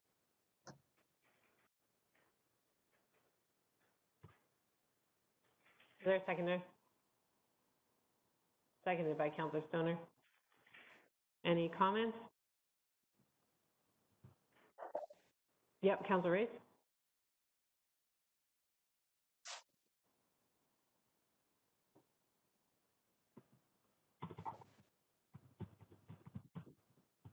Sorry, having trouble unmuting.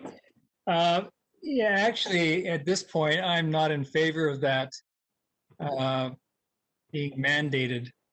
And the reason for that is I think there's a balance between the affordability versus the emission savings. And I think that's something that we can deal with on a site-by-site basis and leave our options open.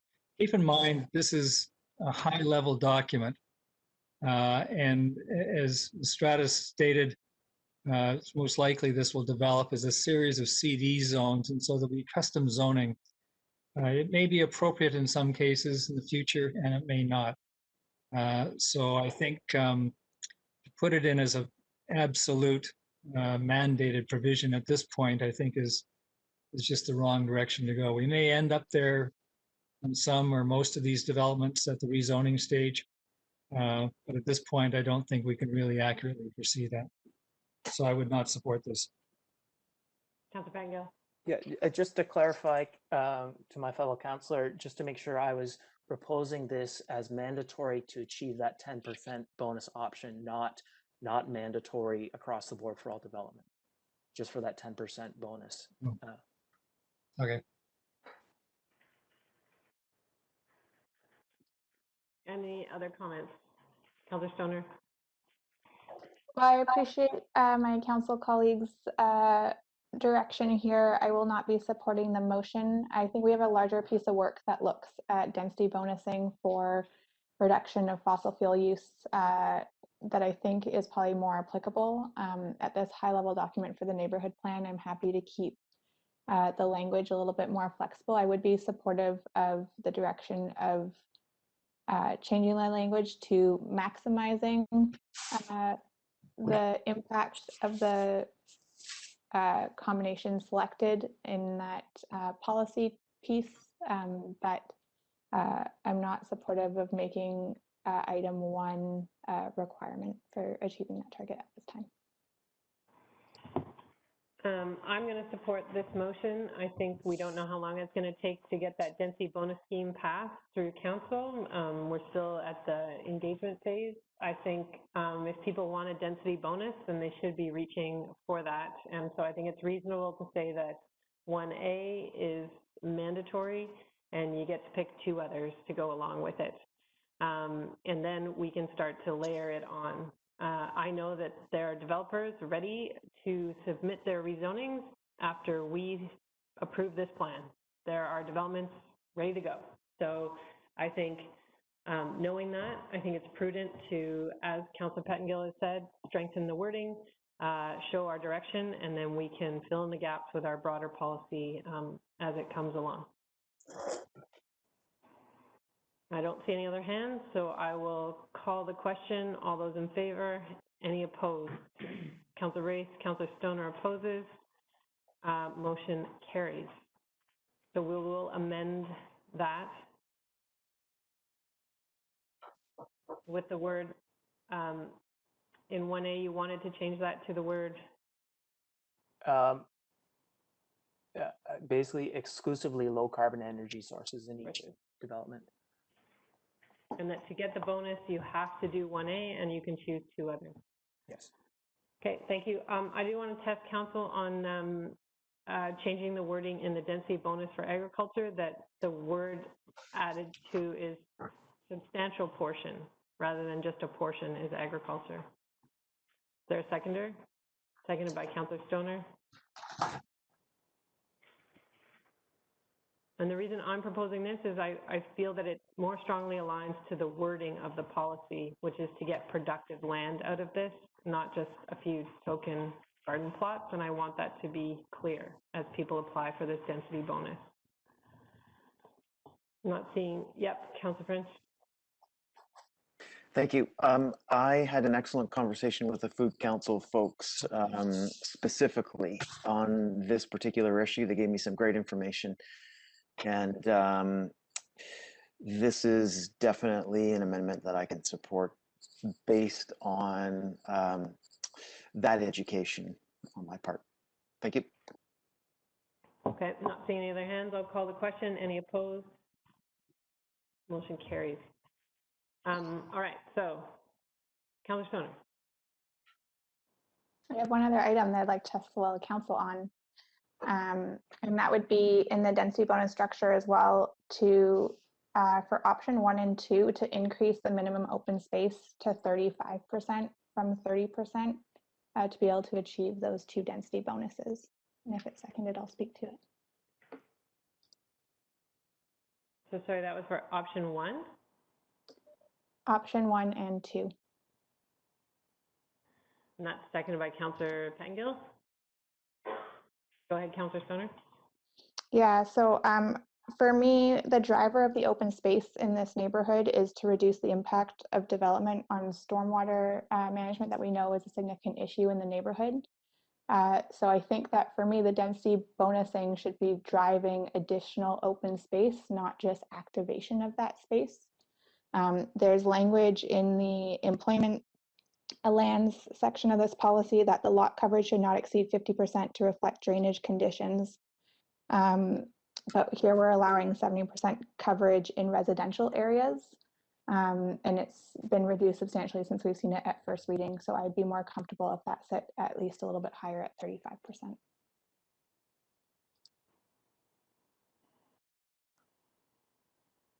Any other comments?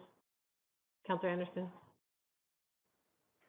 I'm concerned once again that we're placing unreasonable expectations on this area, and that one of the goals that we may be losing sight of, and which I'm concerned about with respect to this particular proposal, is affordable housing.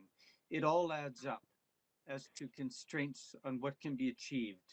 And so with that in particular in mind, affordability, I won't be supporting this proposed amendment. I'm happy to stay where it is at this time. Thank you. Councillor Rafe? Thank you. I'm not going to support this either. And the thing that that sort of sways me to this extent is we're starting off in this neighborhood because of all of the other constraints with approximately, I forget the exact number that staff mentioned earlier, but almost half the land to start with is not developable. So that's more than most other neighborhoods right off the bat. So I think adding open space on top of that is almost a burden in some cases, as staff indicated, and may have to be reduced. But I don't think we need to, in this particular area, start off with a higher ratio of open space. And I tend to agree with Councillor Anderson's comments. I think one of the other things I see this land as is affordable housing, properly located, and there are benefits to having housing in this area for all sorts of policy reasons. So for that reason, I won't be supporting it. Councillor Stoner? Thank you. I just want to clarify that I'm not proposing that we increase the minimum % of common open space generally required, that we're just increasing the percentage for achieving the two options for density bonusing, option 1 and 2. We've also already increased it for one portion of option 1. The apartments are required to provide an additional 5%. Councillor Pettengill? Yeah, I'm going to be supporting this for a couple of reasons. I think for me, the concern here is a lack of employment space, and this seems to be in tension with residential space. I think, you know, as I understand this, unless I've misunderstood, the open space can make use of the riparian and conservation space and so on. So in terms of people that would have a lot of otherwise developable area, I mean, they've still got a lot of area, and for people that are encumbered by riparian areas and so on, they've got lots of room to meet these open space requirements, as I understand it. So I don't see that as a big burden. The other piece here, I'm really trying to wrap my head around how in less than 9 years we stay consistent with our climate policies. And I understand that density per capita, on a per capita basis, helps get emissions down. But we don't seem to have targets or any sort of hard analysis or research to show this is really going to be effective, or know what sort of target we have to hit. And so even though per capita, if density is lower, emissions may be higher per capita, overall the emissions should be a bit lower if we keep the density down. We also have a lot of people in the neighborhood saying they want to keep the density down. And so for those reasons, doing things that require more open space, I think makes sense to me. I know there's a lot bundled in there. I'm trying not to take up too much time. I'm not going to support this motion. And while I understand the intent, I think that most of the lots in this area are encumbered by something. And there's just a few that will be able to maximize their housing density. And I do think this is a good neighborhood to put as much density as we can manage and still respect the stormwater requirements. There's also a requirement for each property to manage its stormwater on site, which means that if they can't figure out a way to do it, then they do have to reduce density to allow more room for infiltration or that sort of thing. So I think between the negotiation that'll happen at rezoning, the constraints on some of the properties, the requirement to take care of your stormwater on site and not make it a burden to anybody else in the neighborhood, I think that leaves enough flexibility and enough open space in this neighborhood to leave it at the 30% that's indicated in the density bonusing system right now. Any other comments? I'll call the question. Any opposed? Councillors Anderson, French, Race, and Mayor Elliott opposed. Motion fails. So at this time, I would like to move second reading. Seconded by Councillor Race. Mr. Velniscus, I saw your hand, so jump in quickly. Apologies. Just a suggestion that we should probably do a motion, maybe because right now the way the council resolution is, it just says give second reading and then schedule a public hearing. It would be good to do a motion first that summarizes the two changes, then gives a second reading as amended, and then schedule a public hearing. Just give second reading as amended, and then. So my motion is to give second reading as amended by the motions on. We'll include those. Okay. As amended by. And as amended by. There was a motion on agriculture density bonus and the climate change density bonus, and that a public hearing be scheduled for February 9th. That's right. And yes. So sorry, but could I just quickly check to make sure the staff understand exactly what the council was directing in the specific language? So if I could just note my understanding, and if council agree with that. So the first amendment was 1A, section 5.81 is a requirement to get the bonus, and then we will be replacing fully with exclusively. Is that correct? Perfect. I think the rest of it is correct. So you have 1A becomes a requirement of the 3 items to get the climate bonus. Yeah. And you change the word to exclusively. Yeah. And then the second one is just add the word table, substantial. Yes. Okay. Thank you. Ray seconded my motion. So I'll just speak to my motion. I think this has been a great evolution of this plan between first reading and second reading. So I thank staff for taking in council's comments and public feedback. I think this is a good balance. It is, it's hard because I think we want to put everything into the neighborhood plan to capture the vision of what we have. And we have to always remember that there is a rezoning process for each of these properties. And they're also unique that I think between the STEP code, our community climate action plan, our zoning bylaw updates, and now this neighborhood plan, that there is certainly enough material there to help staff negotiate what we're looking for. And of course, there's gaps, I think, at that higher level picture. I think Councilor Pengo was speaking to some of those, but I think those have to be addressed at a district-wide level and not,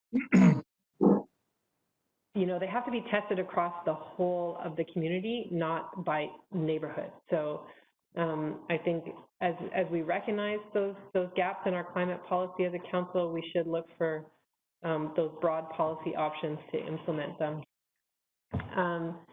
But I think this new density bonusing system, I'm interested to hear what the public has to say about it. And I think this plan is ready to go to public hearing. Other comments? Councilor Race and then Councilor French. Thank you. And I'm appreciative of the effort staff has made to reflect the changes and the comments that came out of the discussion we had around first reading. And so I am also of the view that this is now in a good form to go to public hearing. I think, listening to the comments, there were a lot of good comments, but I think we have to kind of take a step back sometimes and remember this is a high-level visioning document. And there will be, after this, before a shovel hits the ground, there will be a rezoning and also in some cases a development permit application. So there's lots of time for the detail to be worked into the finished product. So at this stage, I think it's good for public hearing, and I'm supporting this motion. Councillor French? Thank you. I too acknowledge that staff has done a great job of getting us to where we are now, and this has been, in my opinion, a great process. Excellent participation from the public, and just generally quite smooth. So I am looking forward to hearing what the community has to say when this goes to public hearing. I support the motion. Councillor Bengo? Yeah, I'm not ready to support this, and there's a couple of reasons. And I think it's much better with some of the amendments we've just made, but I'm still not there. I am seeing, when I speak to people, some very divergent perspectives that, some people that are really interested in making sure they can do a significant amount of development and I think make some income and exit. There are people who are looking at living there longer term and want that real rural feel. And then there is that whole employment piece. And I don't feel like we've put those all together yet. I also feel that the hillside development, I haven't had a lot of comments from anyone except the developer really. And so I don't know that people are really paying that piece much attention. At least that's the sense I get from the emails I'm receiving. And so I think that's our job to really pay close attention to that piece. And, I appreciate these are very divergent perspectives. And so I'm not envious of staff having to work through all of these, but I feel like we need to do a bit more work before we get to a third reading on this to bring a bit more, I think, community-wide support for this plan.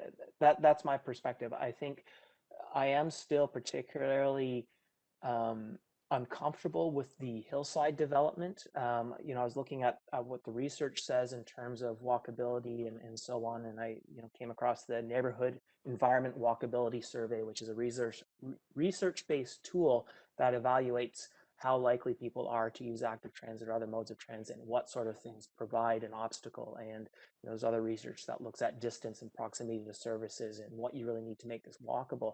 And so I'm really troubled by the idea that in the name of climate, we would put a very dense development in a place that I think people are really going to need cars. And I do think there are creative things you could do to work around that. But when we're not willing to, at this point, sort of recommend parking maximums, which I think is a key piece in pushing a developer to do something creative there, I think we're missing things. And I understand that with some of these things, maybe there's better policies or places to address some of these items, but we also have less than 9 years.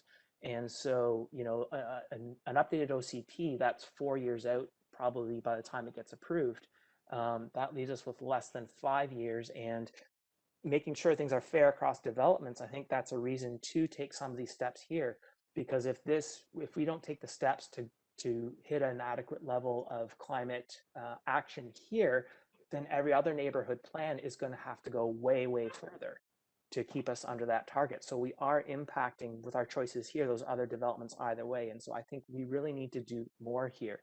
And, I'm just not convinced that with the way we have designed the policies we have for the hillside, that we are allowing for that lower carbon footprint that we really need here with 3,000 new residents to then enable the other neighborhoods we want to develop to do something as well. So yeah, those for me are still some big missing pieces. Thank you. Any other comments? Seeing none, I will call the question. Any opposed? Councillor Pettengill opposed. Motion carries. Thank you, Ms. Stratis. Thank you, Mr. Valniskis. We will take a break until 8:05. We'll come back and continue on with our agenda. Okay, we're back in our special business meeting. We're on to item 9B1. This is adoption of District of Squamish zoning bylaw amendment bylaw for the Squamish Canyon project number 2685, 2018. And the motion is that the district authorize the mayor and corporate officer to execute a memorandum of understanding agreement between the district and the Mamcom Adventures Inc. and Mamcom Adventures LP to secure flood indemnification and the amended management plan as attached to the report from community planning dated January 19th, 2021, and that the district of Squamish zoning bylaw number 2685, 2018 be adopted. Is there someone who would like to move that? Councillor Pettengill? Seconded by Councillor Anderson. Any comments? Welcome back, Councillor Hooper. Seeing none. Any opposed? Motion carries. We're on to item 10A1, the alternative approval process. And I'm just going to sing a little song while Ms. Pollock goes to the other room to get in front of a computer so she can present it to us.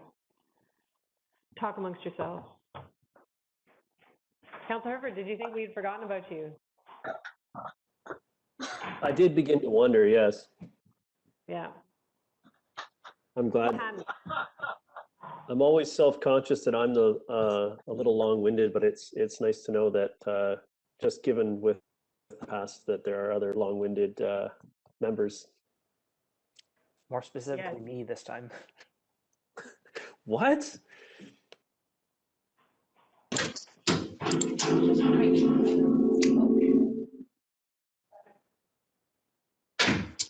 you present from there?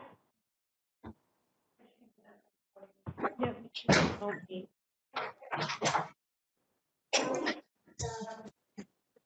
Either or, but I'll have to move, but either or. Yeah. Okay, well.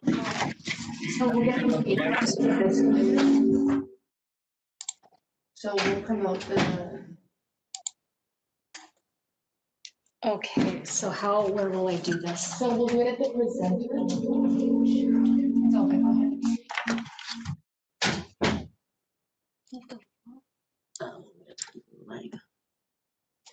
And then we can just exit out of WebEx.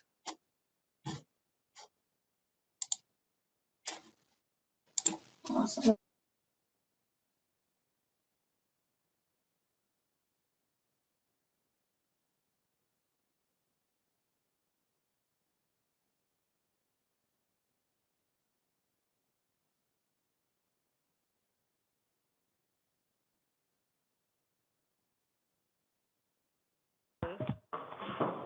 You don't have slides?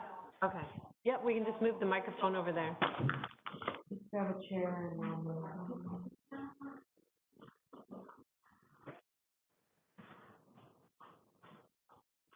I wasn't sure how close we were sitting. I'm moving.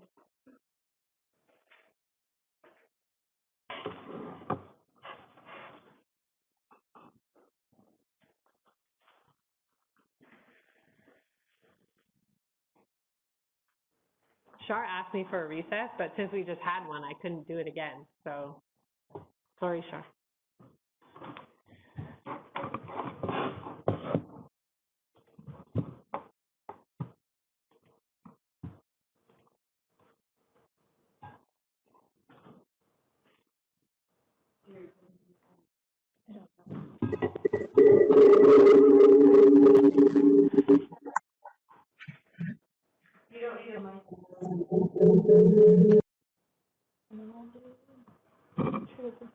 Oh, yeah, because the mic is here and it's there, so we do audio one.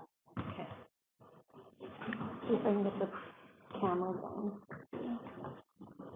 It's okay. Are you sure? Yeah. Okay. Open the camera settings? I think the camera settings on this. Weird. Yeah, I'll have to dig into that later. It's okay. We're just going to listen to Shar. Go ahead, Ms. Pollock. Good evening, Council. My name is Charlene Pollock. I'm the Manager of Legislative Services, and I'm going to provide a short overview of the alternative approval process for the 5 following bylaws that are outlined in the Council. So each of the 5 bylaws received first 3 readings on October 20th, and they've been approved by the Inspector of Municipalities. The bylaws include capital projects that are identified in the 5-year financial plan, and the report to council outlines the purpose for borrowing and the amount for each bylaw. As well, the report and draft ads outline the effect to taxpayers. The community charter requires elector approval for loan authorization bylaws, either by assent of the electors or by the alternative approval process. Statutory motions are required from council to establish an alternative approval process in accordance with the community charter. There's a separate elector response form for each of the 5 bylaws. Eligible electors, so that is people who can vote during an election, may indicate that they are opposed to the borrowing bylaw by filling out an elector response form. Electors in support of the bylaws don't need to do anything. An AAP is a counter petition, so electors only need to fill out a response form if they are opposed. If at the end of the AAP process, at least 10% of electors in Squamish, and that's being established to be 1,469, have responded opposing adoption of the bylaw, then the bylaw must go to referendum before council may consider adoption. If the process is approved by council, 2 ads will be placed in the Squamish Chief advising of the process, and information will be included on the website and available at Municipal Hall. And we'll also make sure that we've got the response forms on the website so people can print them out. The deadline to submit a response form has been established as Wednesday, March 10th. The date must be at least 30 days following the second ad, and I have added a few days onto the response time. So responses can be hand-delivered, mailed, or placed in the drop box outside the front door at Municipal Hall. Following the AAP process, the report will be brought to council informing council of the results. If less than 10% of electors submit a response form for each of the 5 bylaws, council may consider adoption of the bylaw. So that is the end of my presentation. Happy to answer any questions related to process. Council, are there any questions related to process? Seeing none. Councillor French, you're moving the staff recommendation. Councillor Stoner seconding. I will call the question. Any opposed? Motion carried.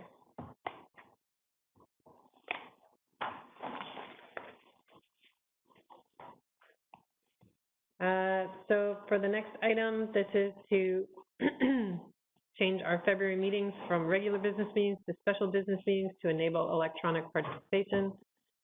Moved by Councillor Race, by Councillor French. Any opposed? Motion carries. Looking forward to the day we don't have to do that anymore. Next up, from Community Planning and Infrastructure, we have a Squamish River Dike Feasibility Study grant opportunity.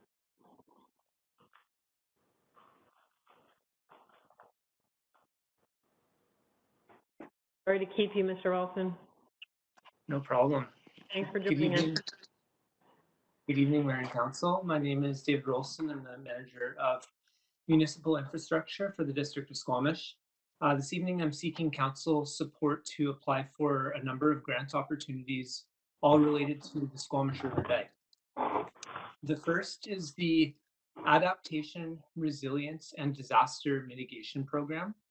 This opportunity provides up to $10 million for structural flood mitigation projects that must be completed by December 31st of 2021.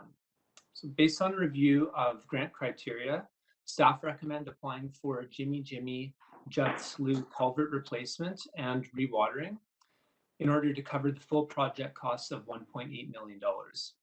Staff have previously provided information on this project to Council, but as a brief reminder, the project would remove abandoned culverts that are buried within the dike and install a new large culvert that would be equipped with automated floodgates in order to allow water into the slough in a regulated basis in order to enhance valuable salmon spawning habitat.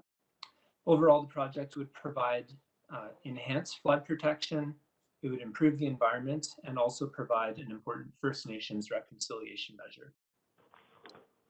The other two grant opportunities are the Union of British Columbia Municipalities Community Emergency Preparedness Fund that provides up to $150,000 for flood mitigation planning projects, and Emergency Management BC National Disaster Mitigation Program that provides up to 100% of project costs for flood mitigation planning projects. So staff are recommending to advance feasibility studies for the new dike alignment that was identified through the recently adopted Eagle Viewing Area and CHM Reserve Dike Master Plan. We would complete an environmental assessment that would allow the district to advance discussions with environmental regulators under the UBCM grant. And with the EMBC grant, we would complete geotechnical investigation and a seismic assessment that would allow for determining ground improvement requirements and improving cost estimates. We've received letters of support from Squamish Nation for all of these projects. From a budget perspective, Jimmy Judd Slough is in the current financial plan with funding from municipal borrowing. And the Eagle Viewing Area and CHM Reserve Dike Master Plan projects would be funded 100% from grants if we're successful. If we're not successful, in 2021, we would not complete any work, and we would come back to council with a budget request in 2022 in order to advance those projects from municipal funding. So based on that, none of these projects would commit council to any costs that are not within the current financial plan. And so with that, staff recommend that council approve the resolutions in the report, which I can read if you'd like, Mayor, or I can stop there. No, you can stop there. Thank you. They're in our report. Councillor Stoner. Yeah, thank you through the chair. One, thanks for bringing these opportunities forward. Do you think it's funny that they think we can do much more work completed by December 31st, 2021? I think that's optimistic, but great that we have a project that does align. My question is just on the budget. So I'm just curious, if we were successful with the $1.8 million for Jimmy Judd Slough, is there any way that we could but we weren't successful on the other two grants? Right now, we're proposing that that work just doesn't get done and it comes back with a budget request for 2022. Is there any way that we could reallocate the amount that we've budgeted for the Jimmy Judd Slough in the budget, but we get grant funding to then cover that cost of the other two projects so that they still go ahead in 2021?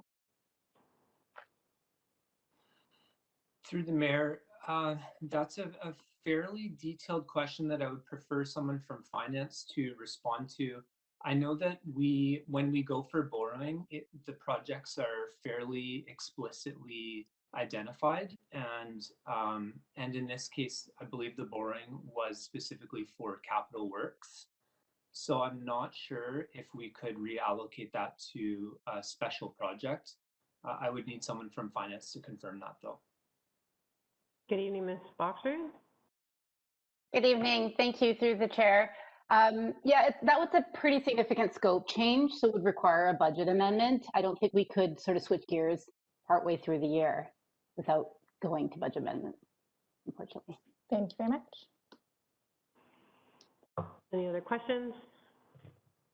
Someone to move the motions in front of us? Councillor Stoner, are you moving those? Seconded by Councillor Race. Any comments? Let's hope we're successful. Thanks for bringing these forward, Mr. Ralston. I'll call the question. Any opposed? Motion carries unanimously. Next up is the Small Garbage Tote Exchange Campaign. I think Ms. Fitch is joining us. Perhaps?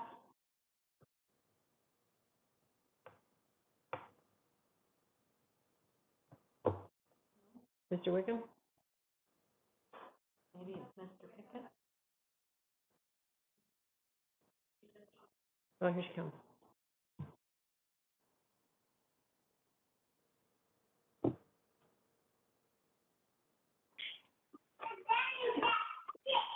Yes, Ms. Stiglich is online and will be presenting for us. Thanks. We had little people in our meeting there. It's so great. Voters of the future. I can see that you've made her a panelist, but I can't see her. Are you there, Ms. Stiglich? She is. Oh, she has her video. So Jenna.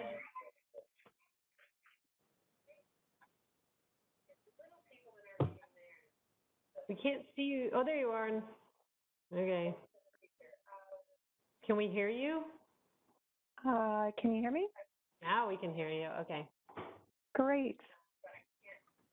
So you just go into presenter mode, then we're good to go. Okay. Great. Looks good. Perfect. Thank you. Thank you for your patience. Let's see. Can you hear me now? Yes, we can. Perfect. Great. Okay. Thank you. Thank you for your patience. Good evening, Mayor, Council, staff, guests. So my name is Nicole Stiglich, and I am the Integrated Solid Waste Specialist. This evening, I'm here to present to you, for your information, a summary of a one-time campaign to allow residents to downsize their medium and large garbage totes to the small size for 2021. Start with the background. Why this campaign? As you'll recall, on November 17th, the Solid Waste 2021 to 2025 financial plan was presented.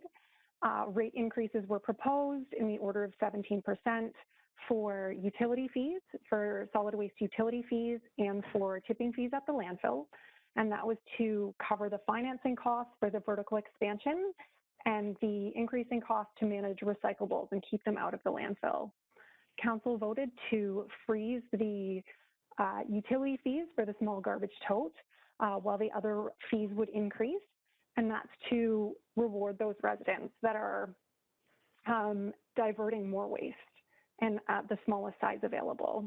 So as you'll see, the utility fees for the medium totes went up by $50 and for large totes went up by $80.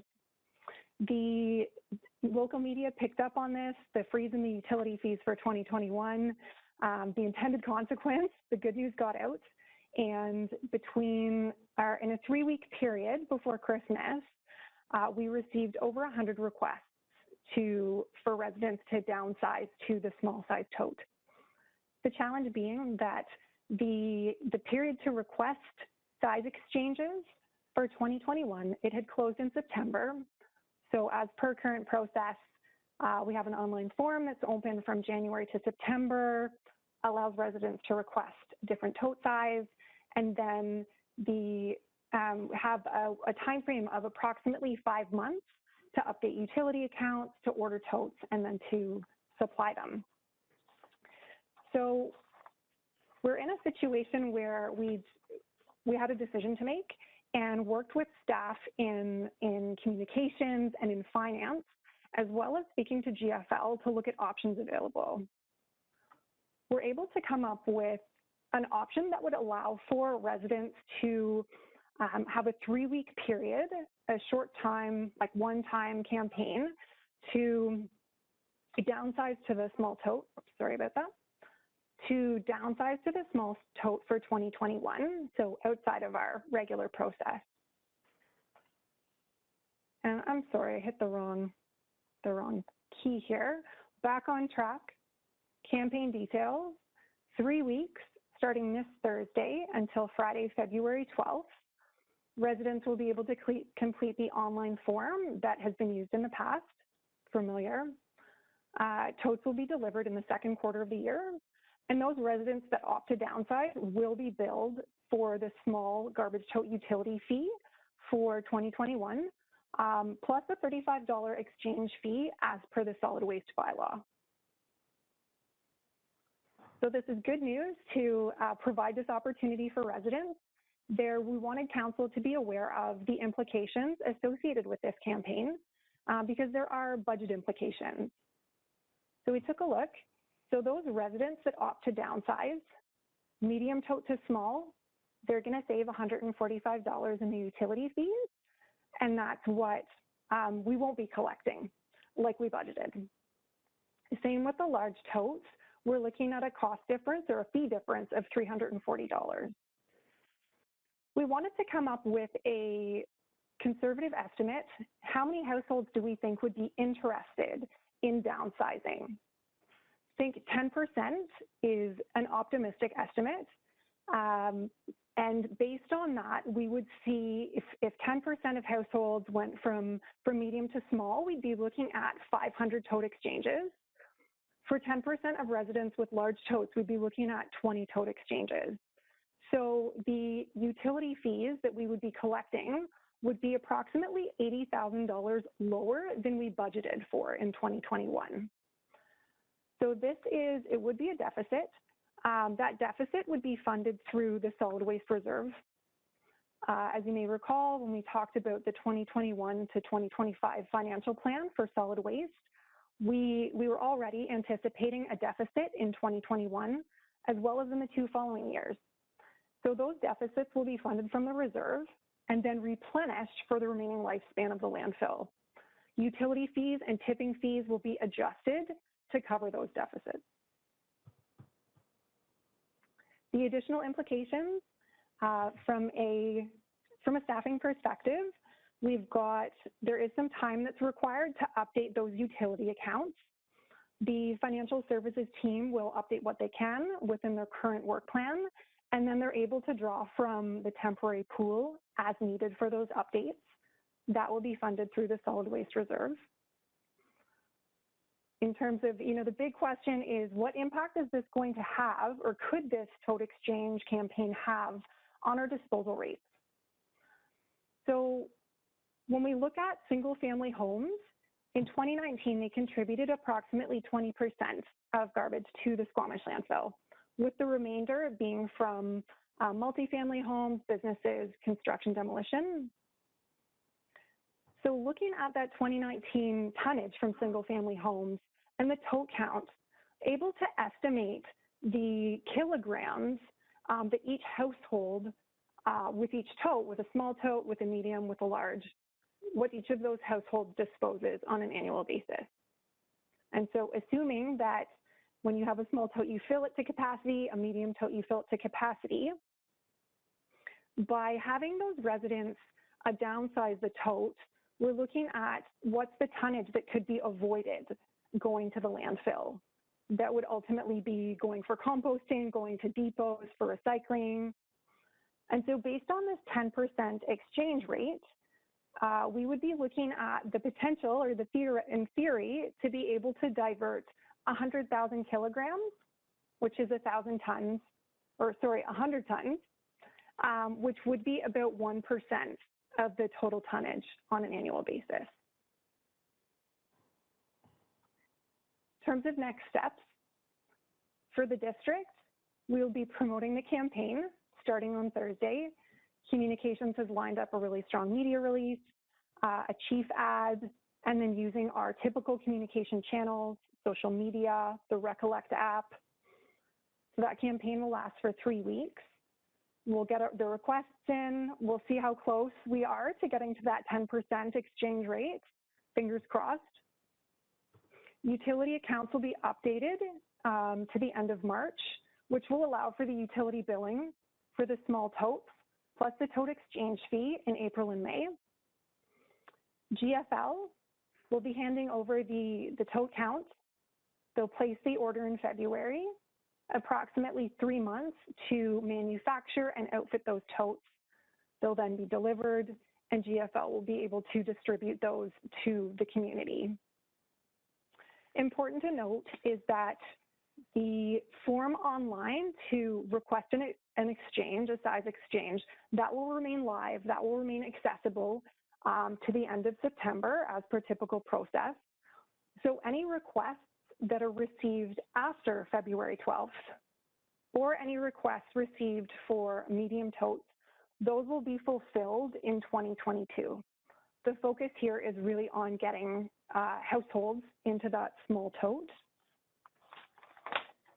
And another related good news piece is that for the tote exchange requests that we received in 2021 from January to September, there was a total of over 40 received. And based on the stock that GFL has right now, they're able to exchange those totes by the end of this month.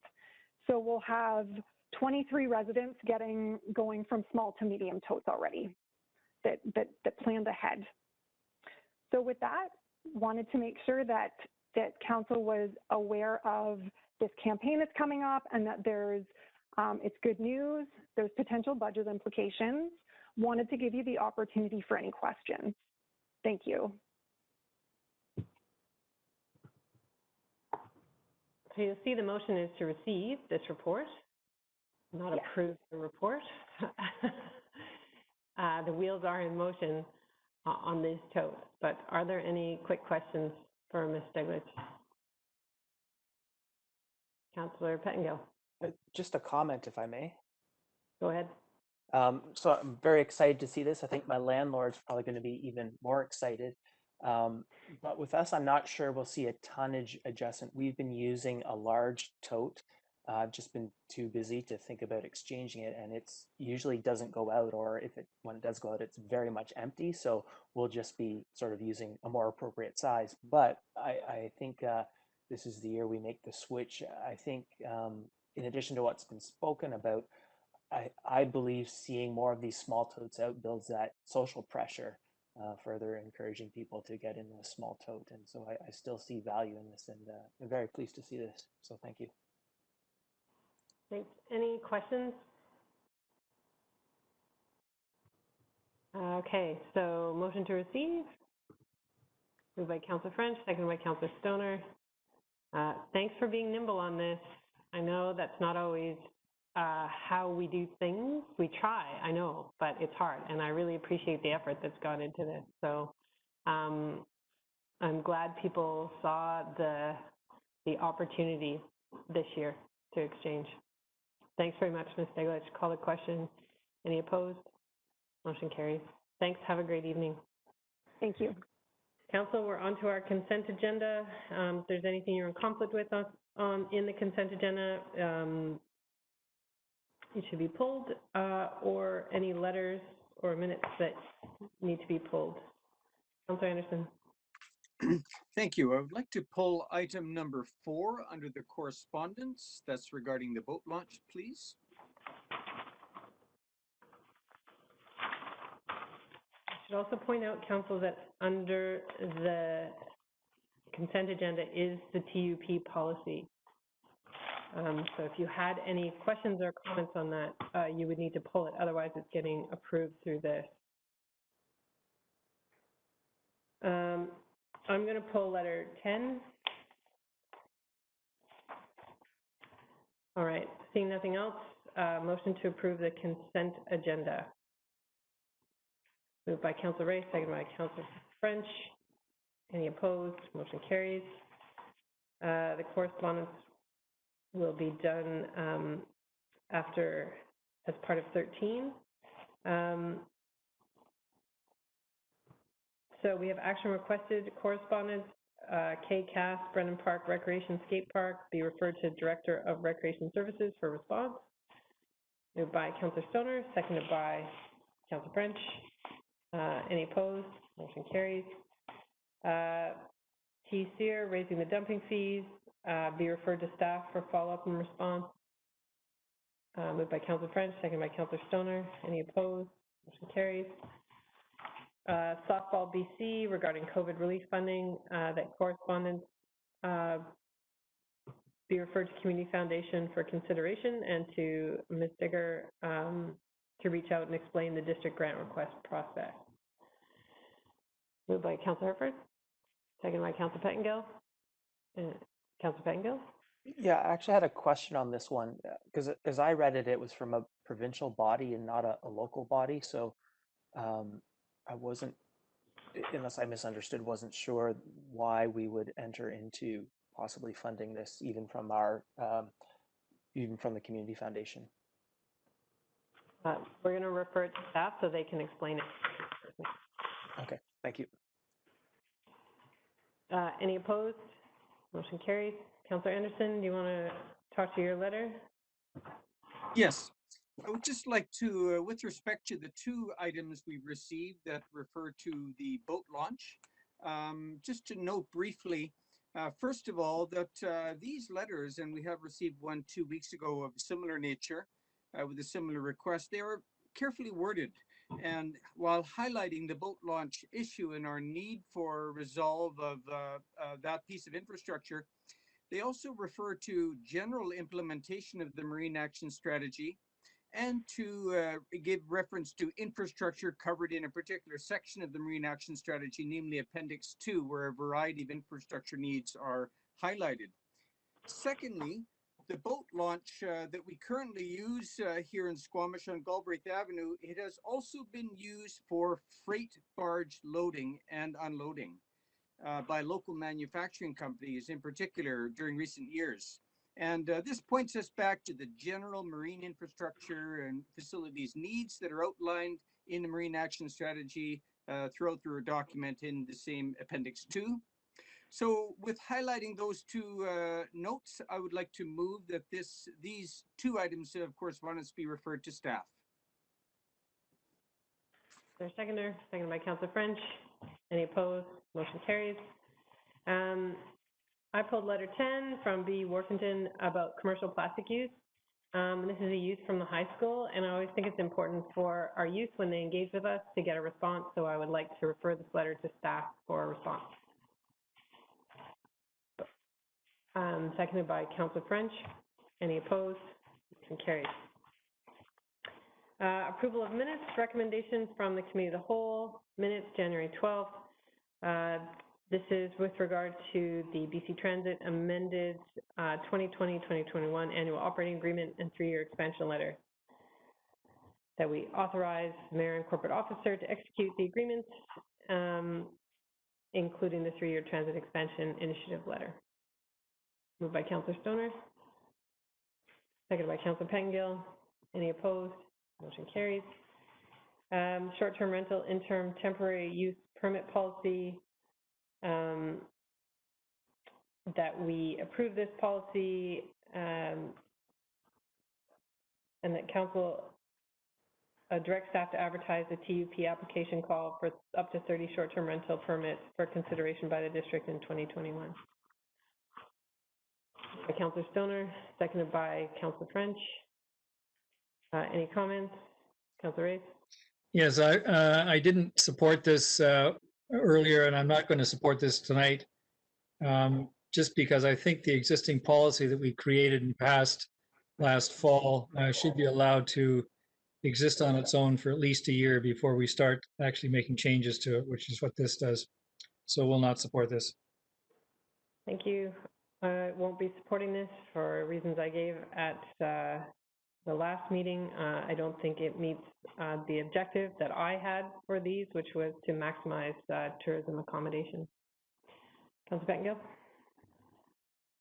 Thank you. I echo the mayor's sentiments on this one, and so I will not be supporting this. Call the question. Any opposed? Councillors Race, Pettengill, Elliott opposed. Motion carries. Any business arising from the minutes? We have no unscheduled public attendance.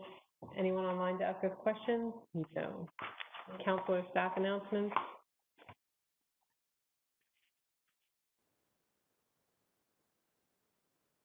It's quiet when there's a pandemic, isn't it? Motion to close. Moved by Councillor Stoner, seconded by Councillor Herford. Any opposed? Motion carries. We will meet on the other link.